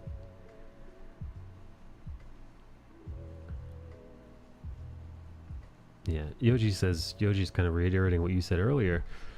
If they're shitty and they can't handle the work, they'll eventually be weeded out and word will get around they can't deliver. Yeah, I mean, and also, you're probably also going to remove yourself from that situation, right? If you can't deliver, if, you know, you've got people constantly riding you. Who knows? If there's one thing I can what I really don't appreciate is when once you figure out that some of these like creatives, artists in specific, are incapable of doing their jobs well, but for whatever reason they continue to get work. You Oh, know, boy. I think that's you're just empowering them to do more of the stupid. I mean, I gotta be honest with you. I should not have gotten as much work as I did in the comic book field. They should have cut me off a long, long time ago, and it's only through like a level of self awareness to be like, I can't thrive in this space. I need to go. But Mm. as far as like giving me, giving me more work, that should have happened. That should have been cut off so fast. And I think there needs to be more of that, right? Um, yeah. I mean, well, listen. Marvel Comics is not doing so hot right now, numbers wise. So Yeah. it would. Here's the other thing. Yeah, here's the other thing. I'm sorry to cut you off, Mike. No, But no, go for you it. have to take a look at it. We're talking under the umbrella of a healthy industry, Yes. right? And so that's why there's the leash of the artists who work in animation, whether it be like the designers or the storyboard artists, right? It's very short, right? Because again, for every one of you, there's three people just chomping at the bit to to get your job, you know. And because it's animation and entertainment industry relatively pays very well, but comics will just take anybody they want, you know, Yeah. or anybody they can get at this point. Oof. It is not. Man, it is. Comic books are they're an act of love. They're Yes. definitely not a financial boon. Mm-mm. At least not right now, you know. Not right now. Not anymore. Mm. For the most part, right? Yeah, I'd say if we're talking comic books, we're talking like mainstream. Yes. Yeah, that's specifically. Right? We're not talking about like an image property or creator-owned property. We're talking about Right. like the representation of, in as much as when I say animation, I'm not talking about some weird boutique shop in the corner of somewhere in France, right? Like I'm Right. talking about like the mainstream animation industry, which is like Disney and Cartoon Network and Warner Brothers, right? Sure. Although that boutique shop in France is called Fortiche. Fortiche just did freaking Arcane, so Oh, nice. hats off to them. Is Titmouse? Would you consider Titmouse boutique? Yeah, in a sense that they're not. You know what? Let me think about that. I think they were at one point in my relationship with them back when I was in animation pretty heavily. Yeah. I don't 'cause know if they they've grown. turned into. Yeah, I don't know if they turned into less boutique these days, but they're definitely not under a. When Disney hires on their animation, whether it be like for whatever young, for toddlers or like for more mature kids, right? Yeah. They've got the infrastructure to house any and all of those things, and more importantly, they own the IP, right? Oh yeah. Similarly to Cartoon Network, right? They have the house for it. They have their own IP. They're developing that, and Right. they have the networks to be able to air it, right? So maybe there's these qualifiers. Titmouse may not be boutique by way of the shop, but I don't think by way of qualifier they can check off those boxes yet. No. I've never heard of Titmouse TV. Titmouse TV. Titmouse Plus.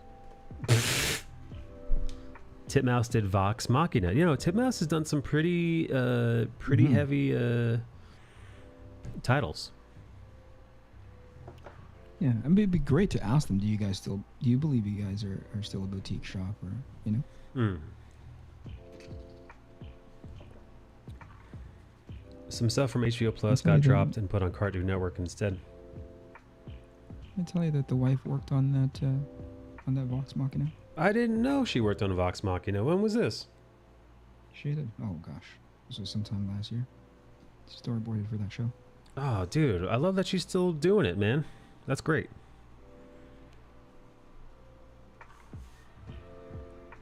She's a beast, man. She is, and she doesn't know that she is, so she always second guesses whether or not she's still an artist. God, man. And I like to keep her under my thumb, so I was like, you are not an artist. You haven't done anything Yes, that's relevant right. in forever.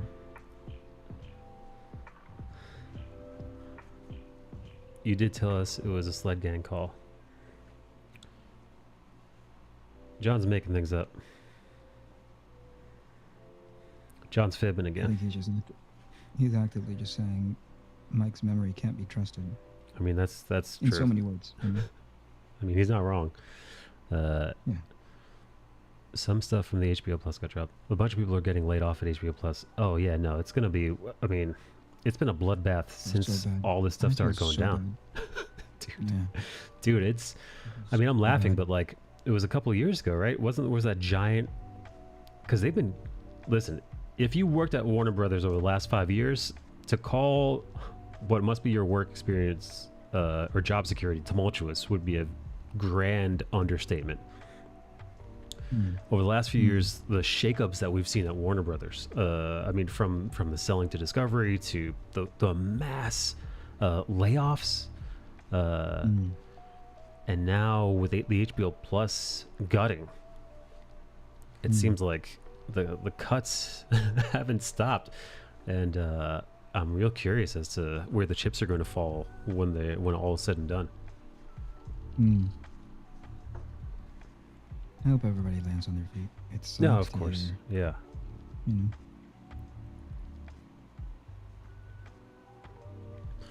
That was when WB had to lay off DC, had layoffs in DC, had the cost cutting. Even Jim Lee's assistant was fired. I wonder if Jim was like, well, now who's going to get my fraps? Do you think Jim's is a fraps kind of guy? If you were to ask me to like put money on it, I wouldn't think so. He doesn't strike me as a frappuccino kind of guy. There's something, dude, even I'm not a frap guy. I'm a Were layabout. you ever a frat guy? I'm a chubby layabout. Fraps, they're too indulgent, man. Like mocha latte is about as deep as I go. Like once you're in like let me get a caramel macchiato. Like once you get into like that deep territory, that deep in the Starbucks menu where you're saying more than like a sentence worth, like Like if you were saying mocha latte? Is that as far as you go? yeah, mocha latte, baby. I'm in and out.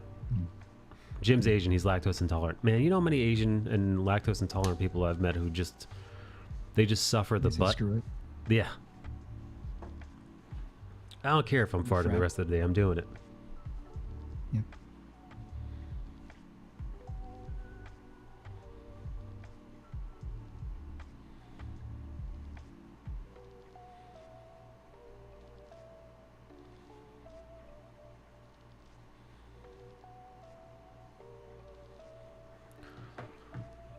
They lost $4 billion last quarter, and the AT&T shifted a large part of their debt to WB Discovery to the tune of $50 billion. Samsung says he's not lactose intolerant. He does. He does not. And I think I've seen him. I think I've seen him consume lactose products with nary an ill effect. You've seen him. Yeah, you've seen him suckle a teat right from a cow out in the Yeah, field. He just. that's right. You guys were puts on- driving, and he's like, "Mike, stop right now." Yeah, I saw him hop out of a car, right in the cornfield, put some straw in his mouth, put his overalls on, and he just put his mouth right to the tap. He grabbed his milking stool, Yep. ran right out into the field, some random field. You guys didn't know the owners of the farm. Yep. He looked at me straight in the face. He said, I like it straight from the tap, baby.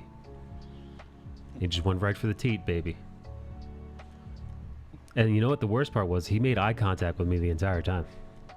And the cow at the same time. The cow and him were both staring at me. And you know what? I got a semi. I hate to admit it.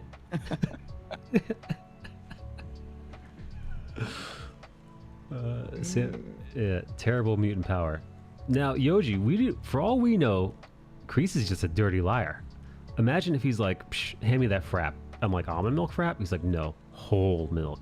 And I'm like, okay. And then he chugs it. But meanwhile, Yeah. he shits his pants later in the day. He's wearing a diaper.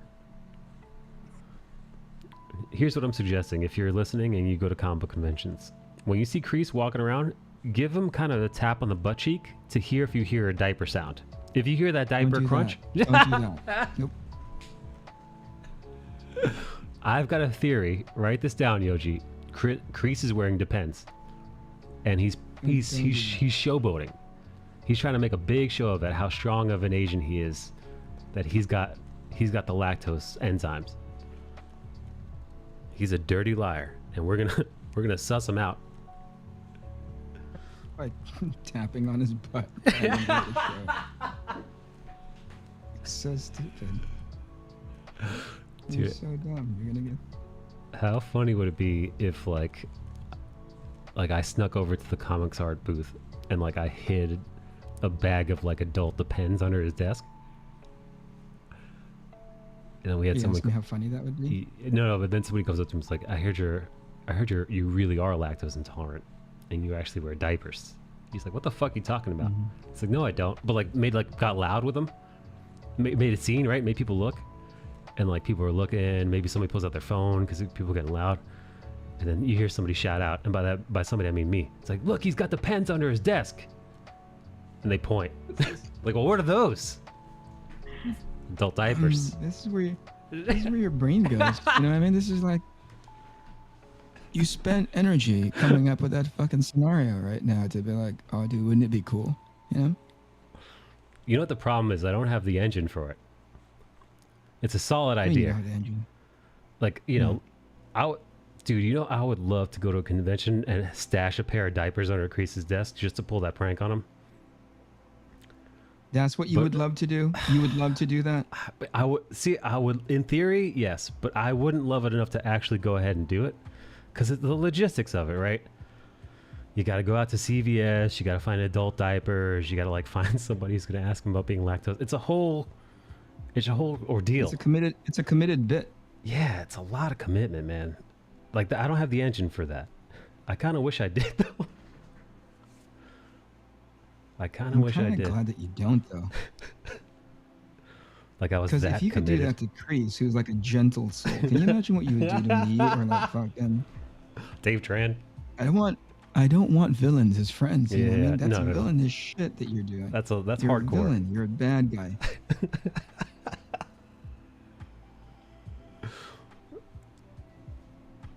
God, if I actually did that though, man, I feel like if like a rumor was created that like Kreese got caught with diapers under his fucking comic desk, and like that spread around, and like that became a real rumor. It's not a rumor anymore because it actually did happen. He got Yeah. It's like, but then he'd be like, "Who put those there? Those aren't mine." They're like, "Yeah, that's exactly what a person who wears diapers would say." It's all funny until he's punching you in the face. Someone needs to take John out for pretzels. Michael D. Nicole, when you see Kreese play this on the phone speakers, what racist Korean thing is John gonna make me play now? John, you're Filipino. Is it true that Jared from Subway had a thing for Filipino boys? John? Diaper change crinkle sounds? John found diaper change ASMR. Diaper crinkle sound. Yeah. This is John's ringtone. That tracks. What is it like? That's exactly it. He's called Kreese because you can see the crease of the diaper through his pants. Go away, John Amore. Go away. Oh my goodness. It's too much, John.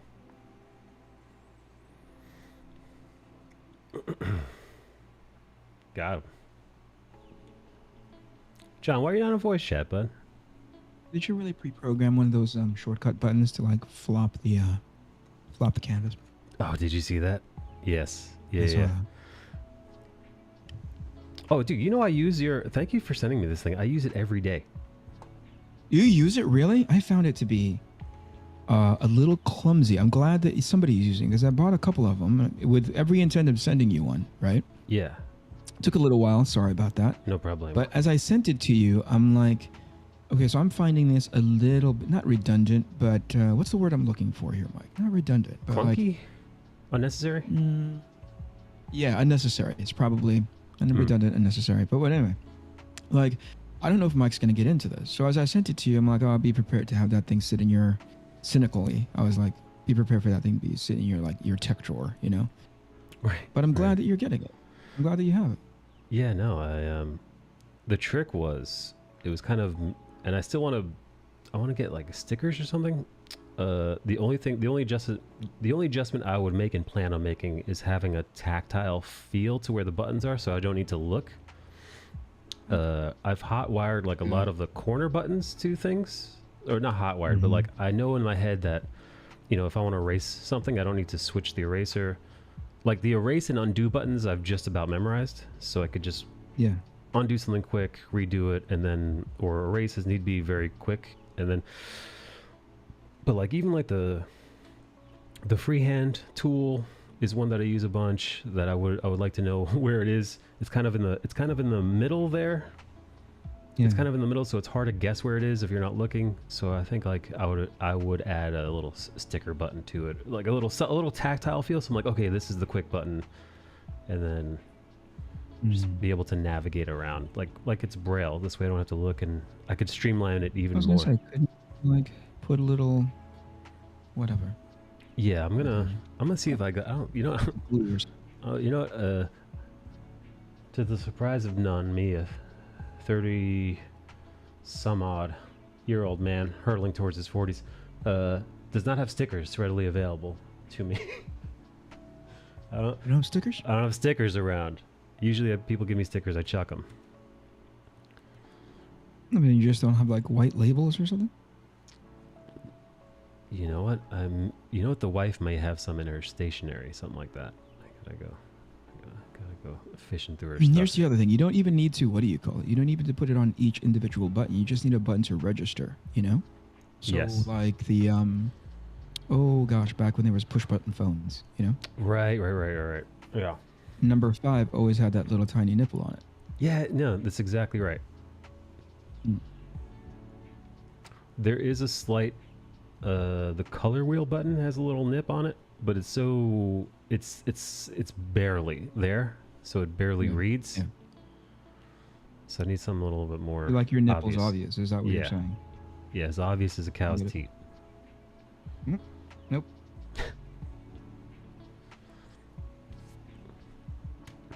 Oh, it's a little late for John Amore. Do you think that's why he's not joining us in voice chat? Because I don't know how many times I've introduced the idea of like, hey, let's all get on VC again. Yes. And I yes, just yes. keep getting Dave Tran, and I got to be perfectly honest with you. I don't feel comfortable staying in the same room with Dave Tran like for an extended period of time. That's fair. It's just weird. He just asks for like disgusting things sometimes. You know what I mean? I believe it. I mean, it's a really charming trait that he just kind of talks about or thinks about what his art desires, but sometimes it's really off-putting to civilized people. Yeah. No, I hear you. No, I gotta. You know, I gotta wait till Emily's asleep in bed. You can take the refugee out of the refugee boat. Just kidding. There's a little piece of Vietnam still in Davy. He can't get away from it. Yep. The way Dave tells it, he says that people were firing at him and his family as they were fleeing the country. I'm gonna need confirmation. I could have sworn that's what he told us. He might have been fibbing, though. He is Canadian, after all. Let me say this. You don't remember that I had mentioned that my wife worked on Ex Machina. That's true. But you remember Dave talking about like the glorification of his Vietnam escape days. Well, if you had told me that your wife worked on Vox Machina, which you just called it Ex Machina, which is funny. But no, that's fine. But if you told me that while she was working at Vox Machina, she was fired on, I would have 100% remember that. Same way I remember. disagree. Same way I I remember that. disagree. Same way I remember that Kreese wears diapers. So I'll remember Listen, that. we're really good friends, but I still disagree with that statement. That statement is bold. I like Oh, it. I boy. like the fact that you're giving yourself a lot of confidence. That's Giving true. yourself a lot of credit there.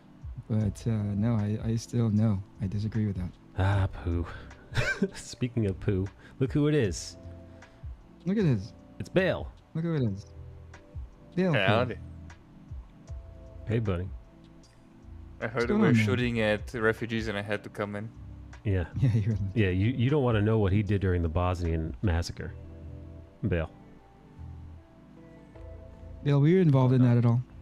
Were you on the Bill- front lines? Bale still knows how to use I mustard plead gas. the fifth. He just looked at his trophy room right now. I saw him do it with his eyes.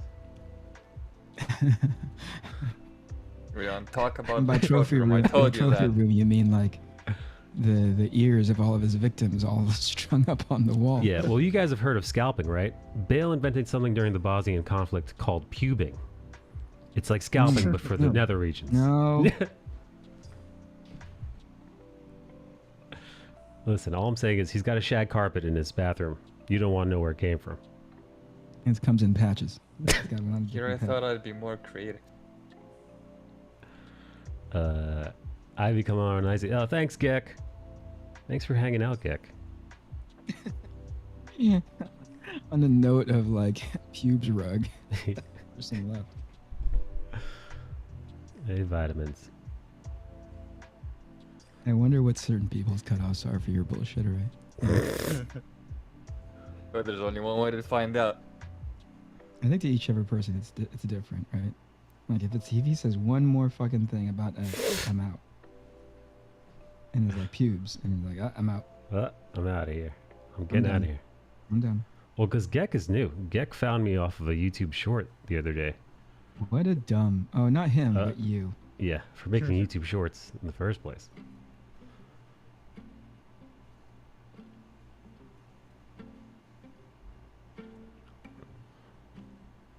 You know, I was thinking about the concept art biz the other day because I was watching a YouTuber. I was watching one of those YouTubers that are basically teaching the youngins how to get into concept art. Which YouTuber? Let's talk about them directly. God, it was either Lucid Pixels or Travis. There's so many. I feel like there's a lot of these guys. Mark Burnett is another one. I think he used to work at Blizzard. Now he does school. But you know, they basically do breakdowns of like, hey, if you want to get into concept art, here's some stuff that you should, here's some stuff that you should be putting in your portfolio. Here's some things that, you know, certain studios would generally look for. And I was thinking, I'm like, man, I don't think I possess any of these qualities. I don't think I possess any of these qualities. It's like, man, I was like, You don't think you have anything that you could put in your portfolio to qualify you for a no, concept art dude, job? he was listening to he's like here's some of the environmental stuff. He's like, and here's some paintings you want. I'm like, paintings?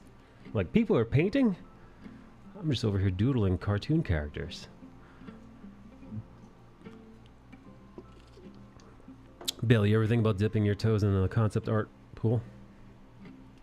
No, I'm too infatuated with comics to be thinking about a concept art.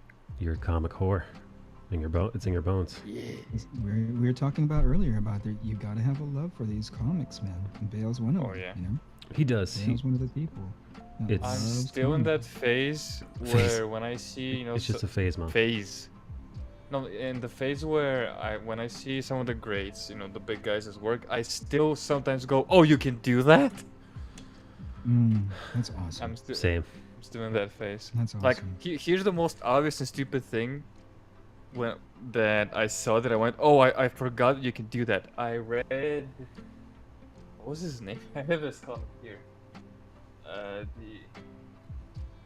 Grolkin guy. John Moore, Urban Animal. No, Kenneth Rocaport. Oh, I read Rockaport. his- Love his Yeah, lines. I have his Grolkin, and what he did on the page is that he had like this huge DPS, that was splash page, Yeah. and the giant character on that page was grabbing a panel, like its fingers were going over the panel, and I was like, I forgot that was a thing. I forgot you could break a panel It wall. looks so cool, and he does these actually little designs which are take it or leave it. But I forgot that you can just break a panel like that.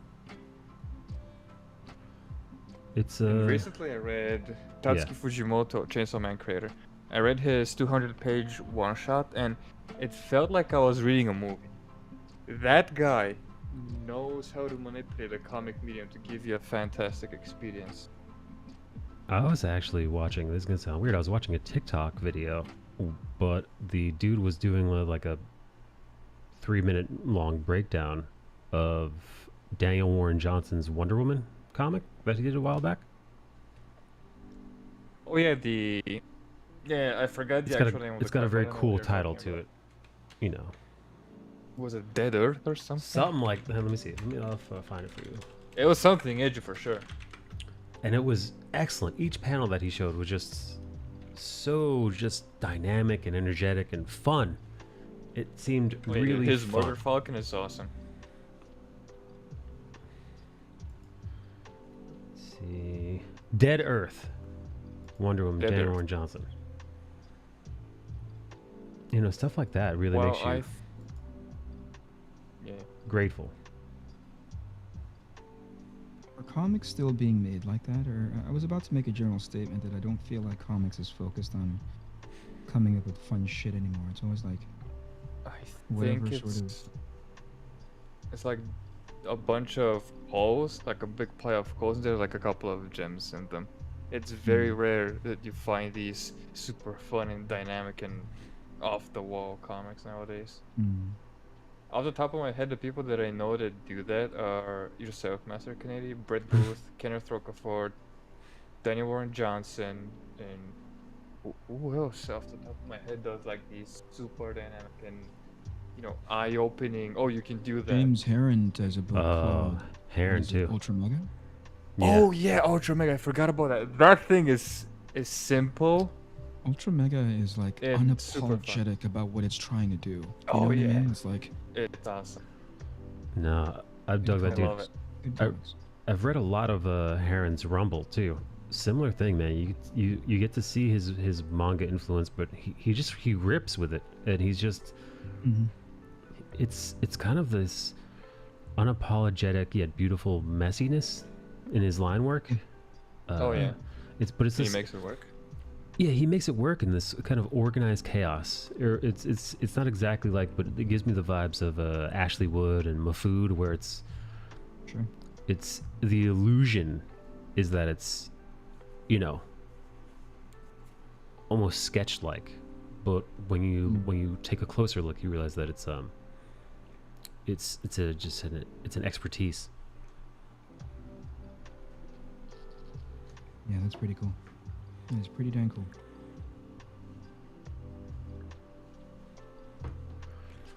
What are you working on right now, Bill? Nothing. I'm chilling. I'm trying to rest my eyes because I've had like this bloodshot eye for like 2 days straight now. What from? Like, Jiu-jitsu? I don't know. No, I haven't been doing. I Cocaine. haven't done jiu-jitsu in years. Cocaine. I don't know. I just slept poorly. I just woke up one morning and my eye was bloodshot. Jeez. We've also been having the town festivities here, so we've had literal live orchestra music below my window for like 3 or 4 nights straight with What's the fireworks celebration going for? off. It's the town's like summer celebration of their, I think it was their patron saint or something. He doesn't give I a thought shit it- about they the were Spangles. celebrating Weird that. shit. I thought they were celebrating that time they went to the Philippines and conquered the shit out of it. Or maybe You they're- know what? Or South America. We're joking about that. Or Central but during the celebrations, they have this exposition walk where they dress up in different costumes from different eras. Costumes. So they Really? might have gone out with costumes in the era in Conquistadors. which they went to the Philippines and took over that shit. So fucking hilarious. So you're I mean, you're not for not Filipinos, entirely but off. just the idea. It's like, hey, remember Yeah, all these imagine native people we a fucked week over? long. Yeah, imagine a week long. What did I describe it in my head as? A week long university frat party, Halloween frat party. That's what it turns into. Oh, it's Halloween And based. I mean, cause there's costumes and people dress up additionally with like random funny shit. It's like historical eras and then parodies, like people cross dress and whatnot. Mm. Here we go with Yeah, I the have here a we go with the woke literal- shit again. Cross-dressing, not on my watch. And I have a literal stage 30 meters down the street from where I am at. I had to close the doors because they're so loud. They're playing dog shit music like Gasolina by I don't even remember the Oh man, now put on the the pit bull. author. Yeah, it's so bad, dude. And since they're allowed to use fireworks, they also use the big ass firecrackers that sound like artillery. So it's like Just it'll be like triggers your PTSD like you Yeah, wouldn't believe. Bill's just trying to sleep. oh yeah, Like, I left Bosnia for this very specific reason. Yeah, no. I didn't like it. Artillery sounds like a lullaby to Bill. Yeah. That and the screams of the innocent. Ah. especially the children. But yeah, it'll be like 3 a.m. and like a giant firecracker would go off and wake up half the neighborhood. Oy vey. It's an experience of art. It's fun the first couple of times because you're like, oh, there's people in costumes walking around all day everywhere, yada yada yada. Oh, and people pull out like chairs and tables, like they cut off streets, and people just pull out their chairs and tables. They just eat outside, and they start like noon until like I don't know, fucking 4 or 5 a.m. in the morning, and they just repeat that for like 4 days straight. Gross. Dare they eat? Yeah, people are pulling out barbecues and whatnot out on the street.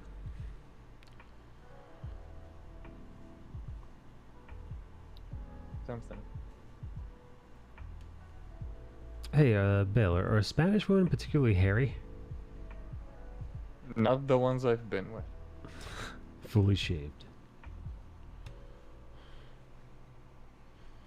Yeah, maybe I've just been lucky, but I have seen, on average, that Spanish, and that's compared to my experiences. So comparing Slavic women to Spanish women, they more often have darker arm hair. Maybe that's what it is. Their arm hair is so dark it stands out. Maybe because Spanish women can also be very pale. Right. And when you have like a pale woman with like dark forearm hair, Right. It really it kind of stands out. catches your eye.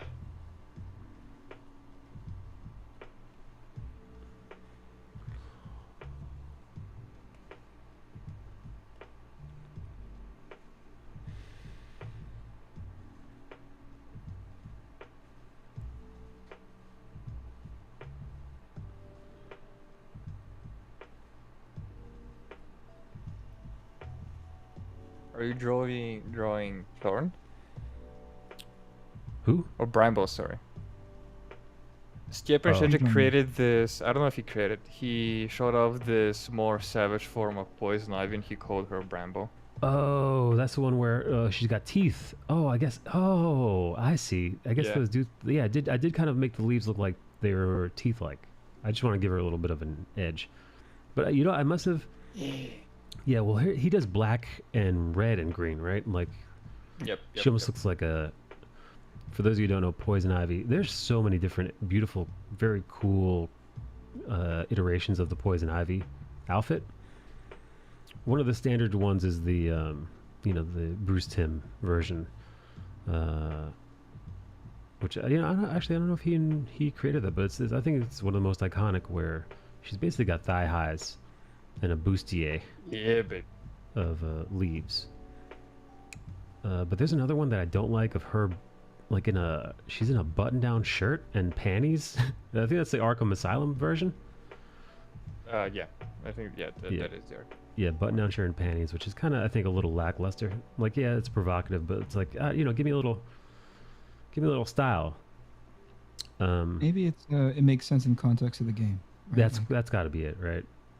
There's a I thing happening in the think- game. I think they tried to go for sexy, but someone said no, that's too much. Give her a shirt, because with the she's- panties you'd think that they probably went with like micro bikini and whatnot with leaves, and somebody might not Give her a shirt. That's not Christian. Give her a shirt. Kids are gonna be playing this game.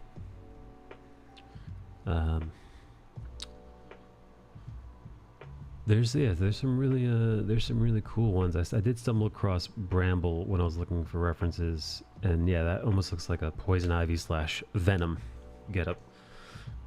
Yeah, or poison. But I'm surprised more artists don't have fun with poison ivy because,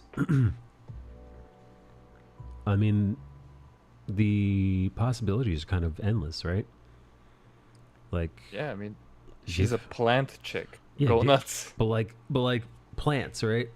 They are so vast and differentiated and beautiful, and they come in such varieties.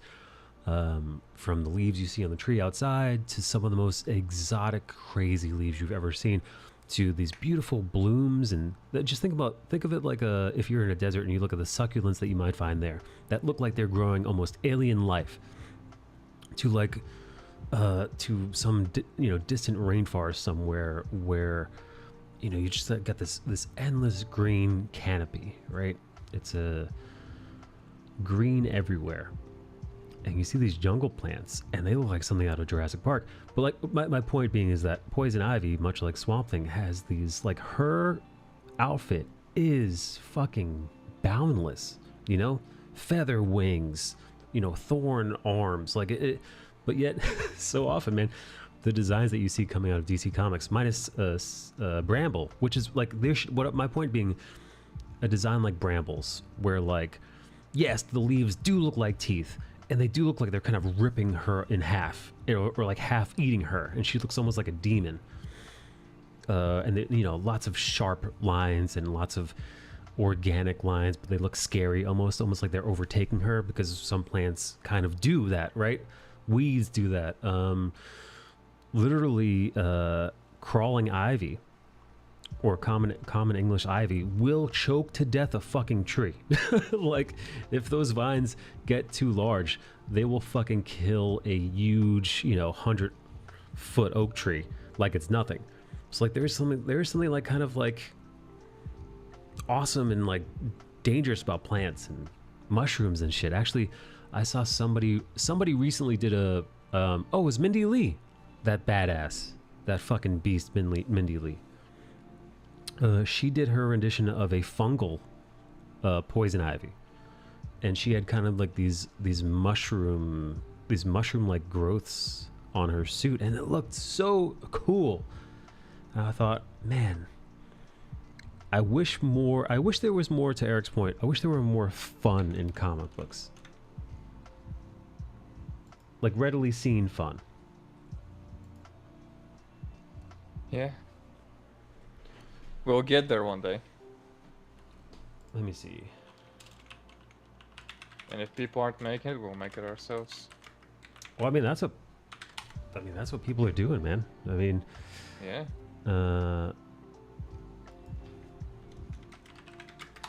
Oh, did you see I picked up volume 1 of Chainsaw Man? I finally got it. Yeah. Well, I mean, I know you don't read your Instagram DMs, so I didn't DM you about Bloody Time. Oh shit! Goddamn. Yeah, no, I don't. I'm not looking at my DMs like that. But thanks, buddy. Thanks for looking at the Instagram stories. Have you started reading it yet? No, I've just been ogling the art. What do you think? Fucking great, man. Yeah, I was pretty confident that you'd enjoy the art. Let me see. Safe search off. Images. Show me some images. All types, all sizes, all colors. What are you looking for? I'm trying to find the poison ivy fungus design. That looked really cool. At least it looked really cool the way Mindy Lee made it. I don't know how.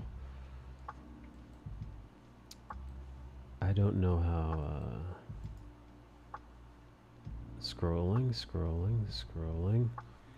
Hey, back.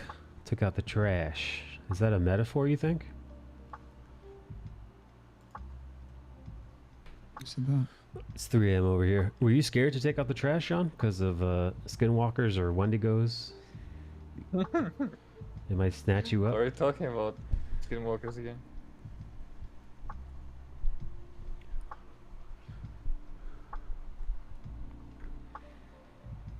Alright, fuck it. I'm just gonna go to Manili's Instagram. Wait, I thought you did that from the get-go. I'm surprised you didn't go that way right away, Michael. I wanted to see. She didn't come up with the design. Someone else did, and Let's see.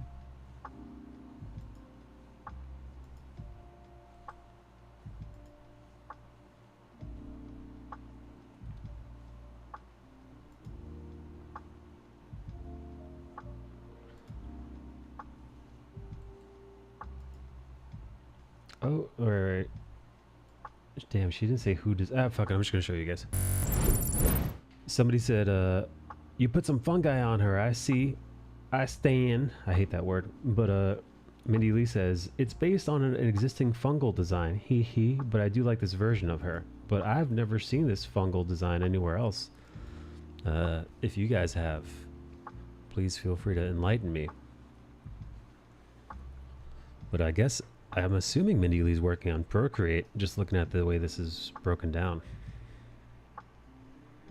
Are you That sure? crusty pencil that she uses makes me laugh so much. What pencil is she using? Whatever crusty pencil that she's using to draw right It's now. really So rougher. awesome. It's one of those things where you almost want to, when somebody's really hounding you for what tool you use, new artists. Like, what brush that are you using? I gotta know. You're like, you almost want to be like, secret. you want to be like, it doesn't matter. It's this Dave Raposa dick brush. Yeah. Is that what he uses to draw? Well, he made a point about back in the day when he was part of a collective called Massive Black, Oh, yeah. when those concept artists were all together. Mm-hmm. They would go on these, not tours. Was but like- Kobash in that group? I don't think so. No. That's a different With a kind of name like music. that? Yeah, no, you're thinking of someone else, Bill. But yeah, so they would go and do these workshops all over the country and all over the world. And I remember he was doing this, he was doing a little workshop where he was rendering with a brush that had the outline of a cock. And he did it, Dave Raposa being Dave Raposa. It looked freaking awesome by the time it was all said and done. But I think he was trying to make a point, which is your point, Mike, right? Which is, doesn't fucking matter. It doesn't matter. I'll render with a dick brush. I don't know if this image is poison ivy, but it feels very poison ivy. But like, it might as well be, right? Because the bottom of her dress looked like petals. There's little flower petals coming out of the bottom. And the top part is adorned with leaves, even up to the collar. Even her hair is in the shape of a budding flower. This looks like a petiole here. And you see she used this plant for reference to the color pattern and all that.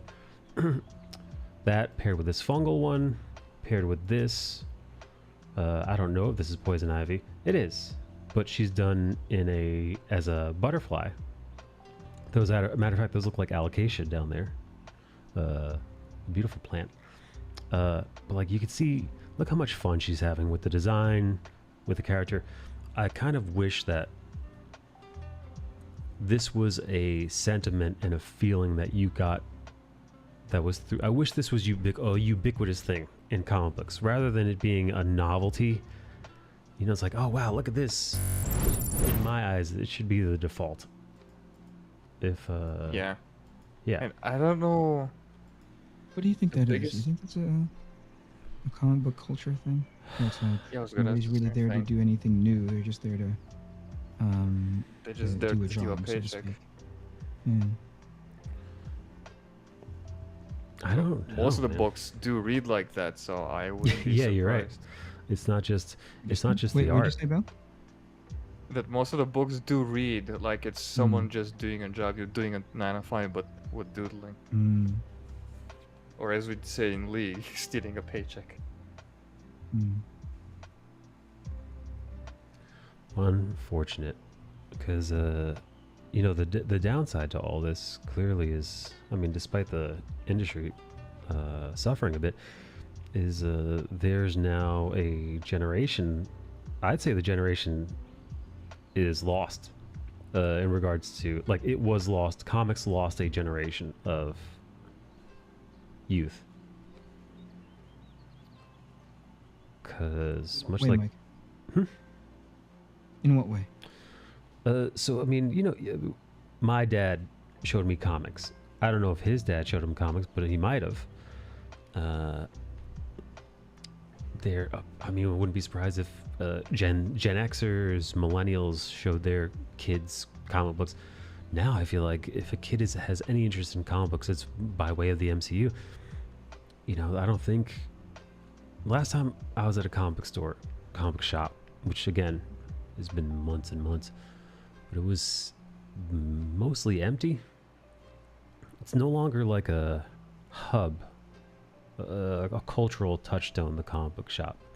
So what I say is, I think if you got a young kid of reading age now, the age that you start to really be into comic books, maybe it was at 9 through 12, about, give or take. I feel like those boys, they're, if anything, they're reading manga. You know, they're going to Barnes and Noble, they're heading over to the manga section, they're watching anime, they're watching Marvel movies. I don't think they give two fucks about comic books. That's just me anecdotally. I could be wrong, but that's just based on the success of the industry at large. I think, yeah, no, I think there's a generation now that's fell off, unlike the previous ones. They never got invested in comic books, American comic books to begin with. Right. I mean, because why would you? What's being offered? You know, back in the day, you could be like, oh man, you'd be a loser if you weren't reading Jim Lee's X-Men. You know, like, or if you didn't know, or you know, if you weren't, Comics wasn't really all that accepted back in the day either. You know, like early '90s. I don't know when it got ultra popular to start reading, but you know what I mean? I don't yeah. know. It's a good conversation though. Like, did we lose a generation? Hey Matt, what's up, buddy? Thanks for the raid, man. Maddie Cakes, thanks for the raid. What were you up to today? Shout out. Let me do a little shout out to the nerd man. Streaming Maze. I'll be in chat in a moment. Be right back. Streaming Maze.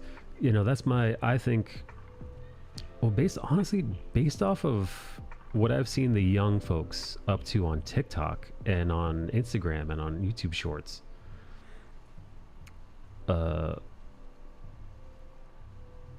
they seem to be, as far as my own personal analytics are concerned, they're interested in anime and manga. Like the videos where I draw things that are inspired by those comic book characters, those characters, they are way more interested.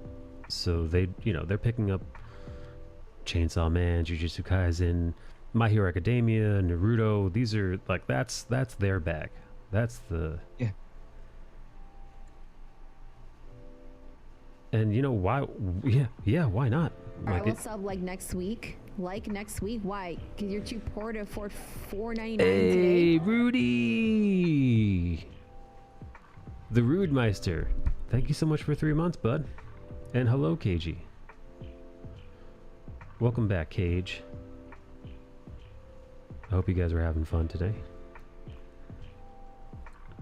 Why's the koala gotta get punched? You know why. Yeah, no, interesting. It's there's definitely an audience that never even grew up with the kind of with comic books. You know, they know comic book movies, right? Yeah. But I don't think they ever got into the habit of going to a store and picking it up. I really do believe there's, and not all of it, but in part, okay, there has to be an access issue, right? Like, you can walk into a Barnes and Noble, as they're not as ubiquitous as they were back in the day, but they still do exist. They right? exist, yeah. And you can pretty much pick up a smaller digest size manga that's what It's $10. how many pages would you say that is? $10 for Yeah, $10 for how many pages? 200 to 200 more or less. No, actually no, it's Yeah, never and- less. It's and- at least 200 to 220. Right, and they're programmed not necessarily to even look at like, oh, look at all this amazing lush coloring, you know, No, they don't give a fuck. in black and white, you know. Here, let's see. I picked up the first issue of My Hero Academia, which is one of the most successful anime of all time. Definitely aimed at, listen, aimed at the kids that were my age when I first started reading comics. Yeah. Yeah. They all come in Japan. They Yeah. all come out in this very thick phone book, like 187 what's the pages. English word for it? That's 187 awesome. pages for $9.99 US. Yeah. How can you not be convinced that that's a good deal? That's an amazing deal. Yeah, of course. Right, but then what happens is you look over right next to at the you look at the bookshelves right next to the manga section, and you've got graphic novels that are like a quarter of the size for more. Yeah, twice as much maybe sometimes. Yeah. Or even worse, you can't wait to see Ivy finish on shorts, bro. I gotta head out. Later, Gek. Thanks for hanging out, buddy. Yeah, no, you if you were to pick up a floppy and you see that floppy for 20 some odd pages is $5 with ads in the pages. Dude, but be real. What kid is going to an actual comic book store? That's the thing. You know, Yeah, pick no, up, to they're pick not. up a floppy. You know, that's why I was talking about how it's an access issue. If you can distribute a $10 book at 200 some odd pages a pop, that's game over, man. You know, that's Oh like yeah. that's not even a fair game, right? Because if you were to say, hey, your entry drug into anything that's mainstream American comics is through by proxy the Marvel Cinematic Universe, and you're like, oh cool, I'm gonna go get that too, and you're like, oh yeah, but it's $24, you know.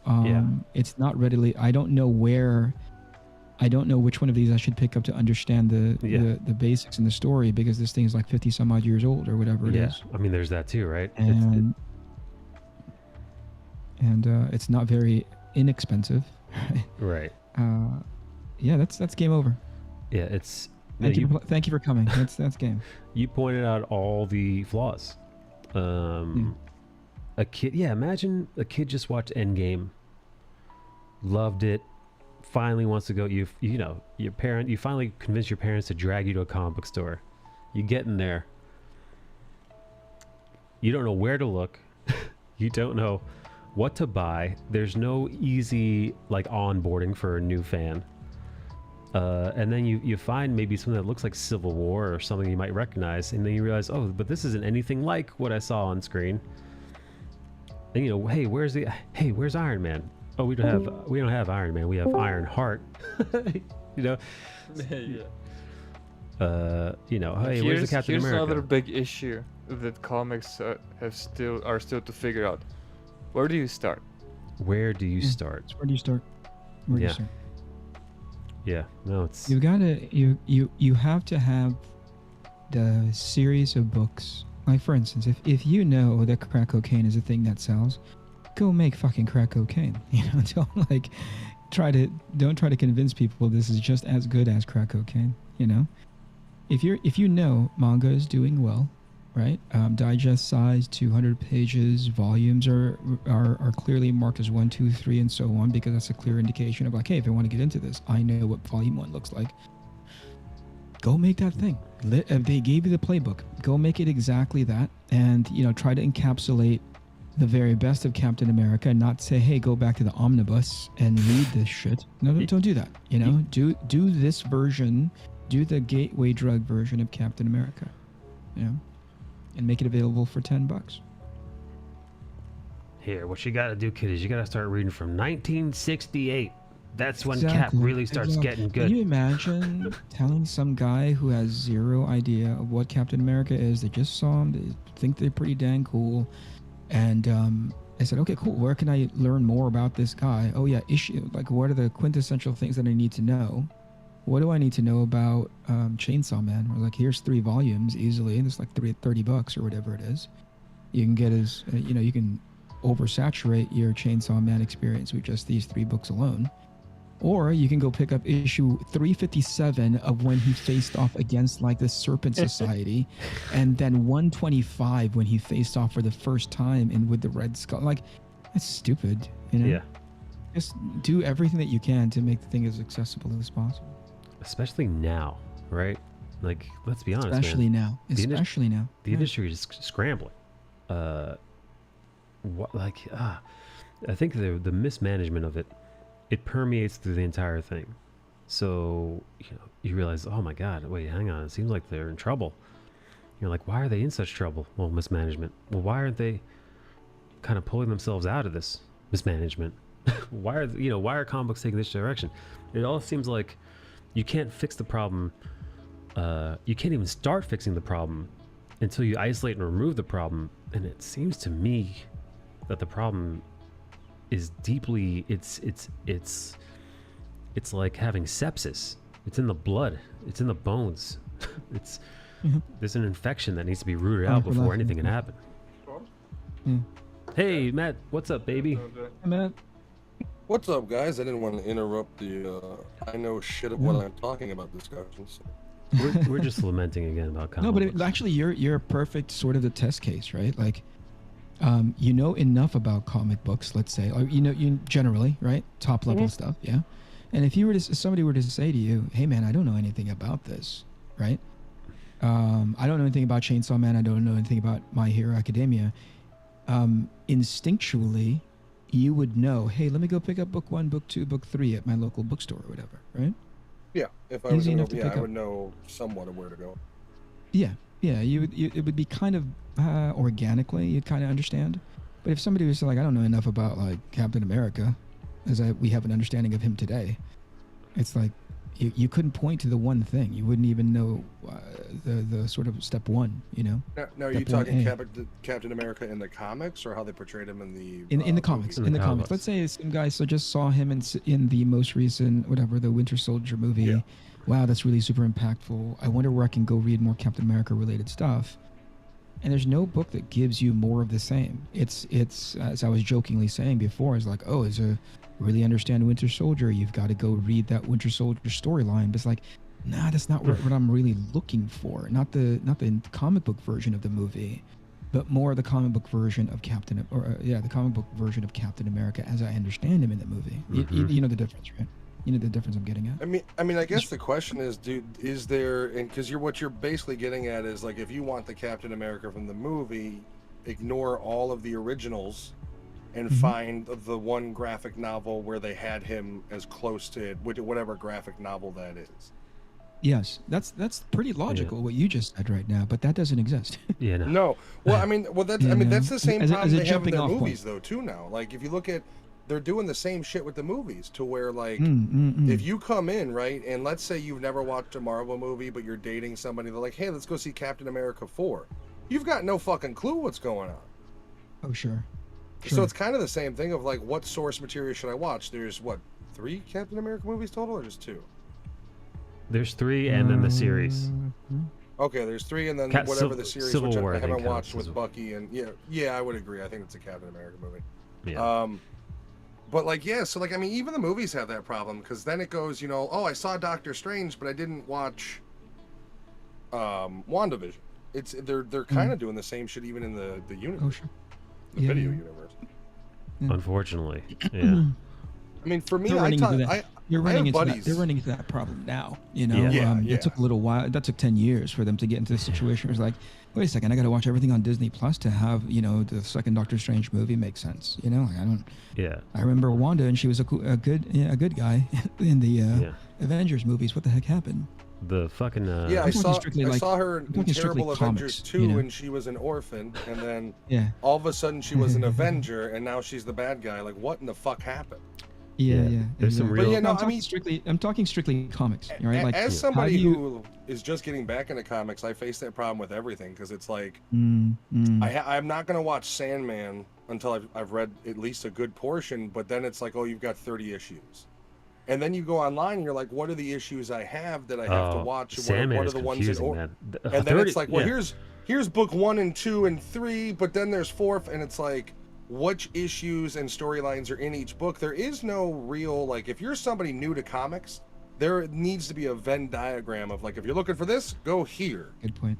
You know, There's nothing. I actually don't know. It's almost as if what.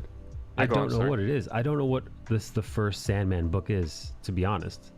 Do you guys I can't know? remember the name, but I downloaded Amazon has Comixology, which is like $6 a month, and they have a ton of shit. So I'm reading The Sandman and the Boys. I can't remember the title, but they have it listed out there. But you have to look for it because it's like you might be reading book 2, and if you didn't pay attention, you got no fucking idea. Oh boy. Oh brother. That's a missed opportunity. Yeah. Although I Like really what like somewhere the needs to, series. because the local is this show good? I've honestly really like I the have show. a friend of mine who loves the comic, and he was like, I love the show because it's as kooky as the comic, but I'd like to experience the source material first since it's at my hands. So I'm I doing skipped that it. first. I'm like, you know what? I'm not gonna read 100 issues of this to just get a. No, I taste of don't. I don't really think it's all that critical for you to like have an appreciation for the show, which is a what do you call it? It's actually a vote of confidence for the show. Yeah, no, I like John says 75 issues. Yeah, John, are you a big Sandman fan?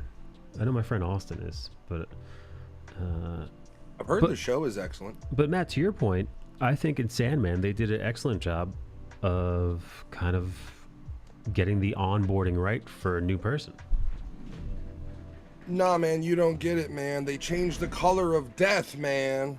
They changed the color for the. She's a little black girl and not Kat Dennings, man. Yeah, no, that was, I gotta say, man, Neil Gaiman, it seemed like everybody was on board with it. And they also mentioned how they pointed out if you compare the comic book characters to the television show characters, they didn't just mess with Death, change her race. They changed a bunch of other stuff too. Including one of the major villains in I think the first book, John something or other. He basically he's the werewolf guy from Harry Potter, but the character. Oh, cool. I like that dude. You know, he's an excellent actor, but the character that he plays in the comic books looks like a ghoul. Like he's bald and he's got bulging eyes. He looks like the Crypt Keeper, but in the TV series he looks like a regular dude. He looks like, well, the werewolf guy from Harry Potter. Lucian, whatever his name is. Yeah, whatever Lupus. the fuck his name was. Yeah. Rupus? Remus Lupin, right? Remus something. Remus is right. Okay. Yeah. He looks like himself. They didn't go crazy with it, but he was changed. But somebody's pointing out, hey, how come when they changed this guy's, they drastically changed his appearance, and he's a major character. Nobody said a fucking word. Not one fucking word. You know, here's the thing. You know me. If there's something sketchy about some shit, like look at the Candyman movie. I really like the movie, but it's an anti-white movie, and I've got no Sure. problem saying that. Like I will call shit out. Sure. But I don't. I feel like you have way too much connection to your vision of the source material.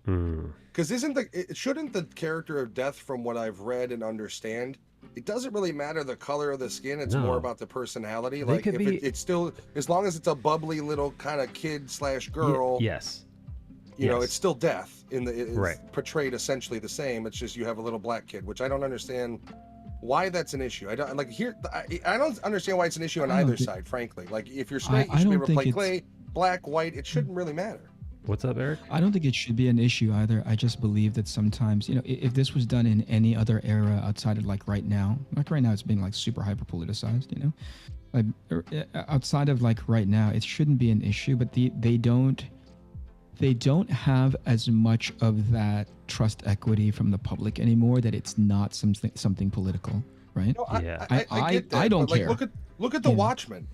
The Watchmen was a copycat of the graphic novel of 3.5 hour long, essentially the entire graphic novel come to life, and they still hated it. Yeah. They No. changed nothing. I mean, for the most part, Yeah, they everything changed- was spot on. 90% of it is just a copy. And fans still didn't. They said, "Oh, fuck that movie," and then Yeah. they marketed it wrong, and they marketed it as an action superhero movie and not a geopolitical thriller or drama. So, Right. like, fans of Watchmen still, I fucking hated that because the author of Watchmen said, "Oh, it's a piece of shit." No, I People think are goofy. to bro. Eric's Did point, fans really hate Watchmen? I mean, a bunch do. I'm A bunch pretty of sure he diehards did. do. I'm pretty sure the author, what's his Ennis or whatever the fuck his name is, Alan Moore.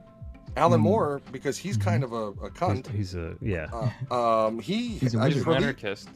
I believe he said he hated the movie, and it's Yes. like, you do understand it's your goddamn work come to life. Like, they didn't. The biggest change is the end. We all know the big change they changed. Squiddy.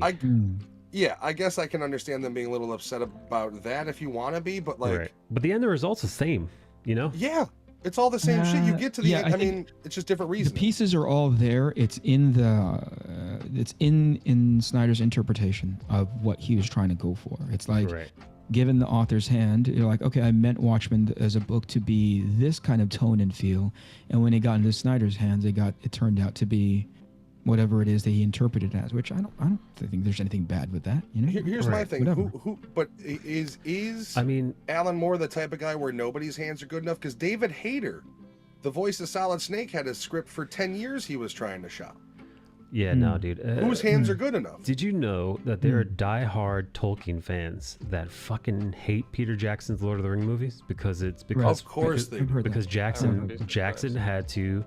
Apparently, there's like several chapters where the Elrond's table, the Fellowship gathering, where they gather with Elrond to discuss what's apparently that is chapters and chapters and chapters long, and people were like, "All right, well, you have an entire chunk of a 3-hour film where the 40 minutes they're just chatting about what to be done about the rings." It's like, of course Jackson had to modify things, but he modified things as best he could while still holding on to the, what he interpreted as Tolkien's intent. They're just mad because they pulled out the Hobbit orgy. I have a question. Has anybody watched the new Game of Thrones prequel? I did. I will not watch it. I did. Okay, I have one question. I just saw a clip, and it is a true question with no hate behind it. Sure. Can somebody please explain me the Black Targaryen? Oh, dude, that motherfucker stands out like a white Oreo. He's Wesley in the Snipes lot. black, dude. He is chocolatey goodness He with is blonde super- hair. I just don't understand where they mixed. According to the writings, from what I remember of Game of Thrones, that wouldn't have Yeah, happened. So no. is it in the story or is it just PC No. casting? They throw him in there, and they expect nobody to notice. That's called tokenization. That is. Yeah. Like, how do you not notice? He's literally a delicious Snickers with blonde hair. Like, what are they Dude, doing? That whole, I feel like, listen, it's Game of Thrones, and it's a sea of white faces, and then you got At least like, give him some proper dreads, man. you've got like the one black dude walking around, and nobody mentions it. They don't talk about it. They just, he's got white hair, and that's so all. good. He's got That's so white blonde good. hair. Nobody says a fucking word, and of course you're like, and again, he's like at the King's Council. He's watching the knights do their thing. Oh, he's got power on top of it in the Game of Thrones universe. But he's in the mix. But the thing is, him being in the mix, it's like you're Bro, looking literally, they at- cast out a dwarf because he was a dwarf, and if you were a bastard, you were looked down upon. Come on now. you're in the show. You see him, and like again, I don't know if maybe they just haven't diversified enough in that Dude, he's like Targaryen's great grandfather. like He's the I think maybe the Mad King. the problem is like they haven't diversified enough so that he's like the lone black Targaryen, so he ends up like really standing out. It does for a second. You're like, what the fuck? But then I mean, do people not understand what the Targaryens, and at least in the TV shows and some of the writing, kind of are supposed to analogize? Like, the Lannisters are like Aryans, yeah. and like there is he does put that through his they writings. understand of it, the and they just bloodlines. don't care. The They just- point is that's the tokenization that everybody keeps. Now, here's sort the of thing. Like, And if you question this, you're automatically kind of like, well, why do you care? And it's like, not necessarily that I care, but it doesn't make sense. It's all, it's one of those things Here's where it's the like, I don't thing. give a shit that I there's a gay hate that. kiss in the new Buzz Lightyear movie. I care that the entire movie is an existential downtrodden. Like, I the didn't see movie that is movie. It looked Interstellar. like ass. It's Interstellar animated, bro. Oh god, dude. That's For a what fucking it kid is. Like, movie? he literally is trying to break the speed of light, i.e. light speed, or Buzz Lightyear. Buzz Lightyear. And as every time he does it, he comes back, and his friends and shit have aged and they die off. Ugh, God It's damn it, dude. Interstellar with Buzz Lightyear. That's why that dark. movie tanked, because kids went to watch it and learned what cutting was when they went home. They were like, I need to alleviate this. Give me some motherfucking endorphins. I just saw Buzz Lightyear. They all start talking like Dr. Manhattan. Yeah, but dude, their intelligence level went 3 times up, and parents were just afraid. They were like, God damn you, Disney Plus. I grow tired of this earth, weary Yeah, of eat the your- humans and their problems. Eat your broccoli. Why should I eat my broccoli, mother? I will eventually die, become the earth, and then broccoli will sprout from my grave. More Entropy rules all, mother. We all must succumb. Mother, I Yeah, don't no, want to that's hear from the- Santa that Claus inclusion again. of like of a black Targaryen. They missed the point, but that's not. I don't think they missed that point. I think they clearly understood it and they didn't. And care. they crossed They that don't line care. on purpose. They were like, you Now, know what? Fuck you. I will PC say, police are here. I will say, what happens when you're watching it is, at first you go, whoa, whoa, whoa, Black Targaryen. And then, for the next couple scenes, you're like, huh, Black Targaryen. But then, you watch somebody get stabbed to death. You watch somebody's tits come out. You see the top of somebody's ball sack, and then somebody gets stabbed in the throat, and you're like, oh, Game of Thrones. All right. Black Targaryen. That's basically, that was my mindset. Like, I was No, like, no, I get it, and you'll get used to it. I get it, but like, here's what, all right. So, have you guys watched The Umbrella Academy at all? I sure have. Okay, Dude, you're thought Matt. You're they like the hand- only dude I know who watches as much TV as I do, and I love it. A lot of TV. I Alright, be back basically later. anytime you're heading out. Yep, I'll be right back. Uh, All right, later, Be buddy. back later. later. My Yeah. wife and I tried, like, we get hooked on shows Dude, and me binge the too. fuck out of them. Like, Dude, me and I'm the trying lady. to get her caught up to Game of Thrones. She's never watched it. Oh boy, We just powerhouse through the first season in a couple days. you got to watch. This is another one. We were just talking about this, so perfect timing. No spoilers. The House of the Dragon.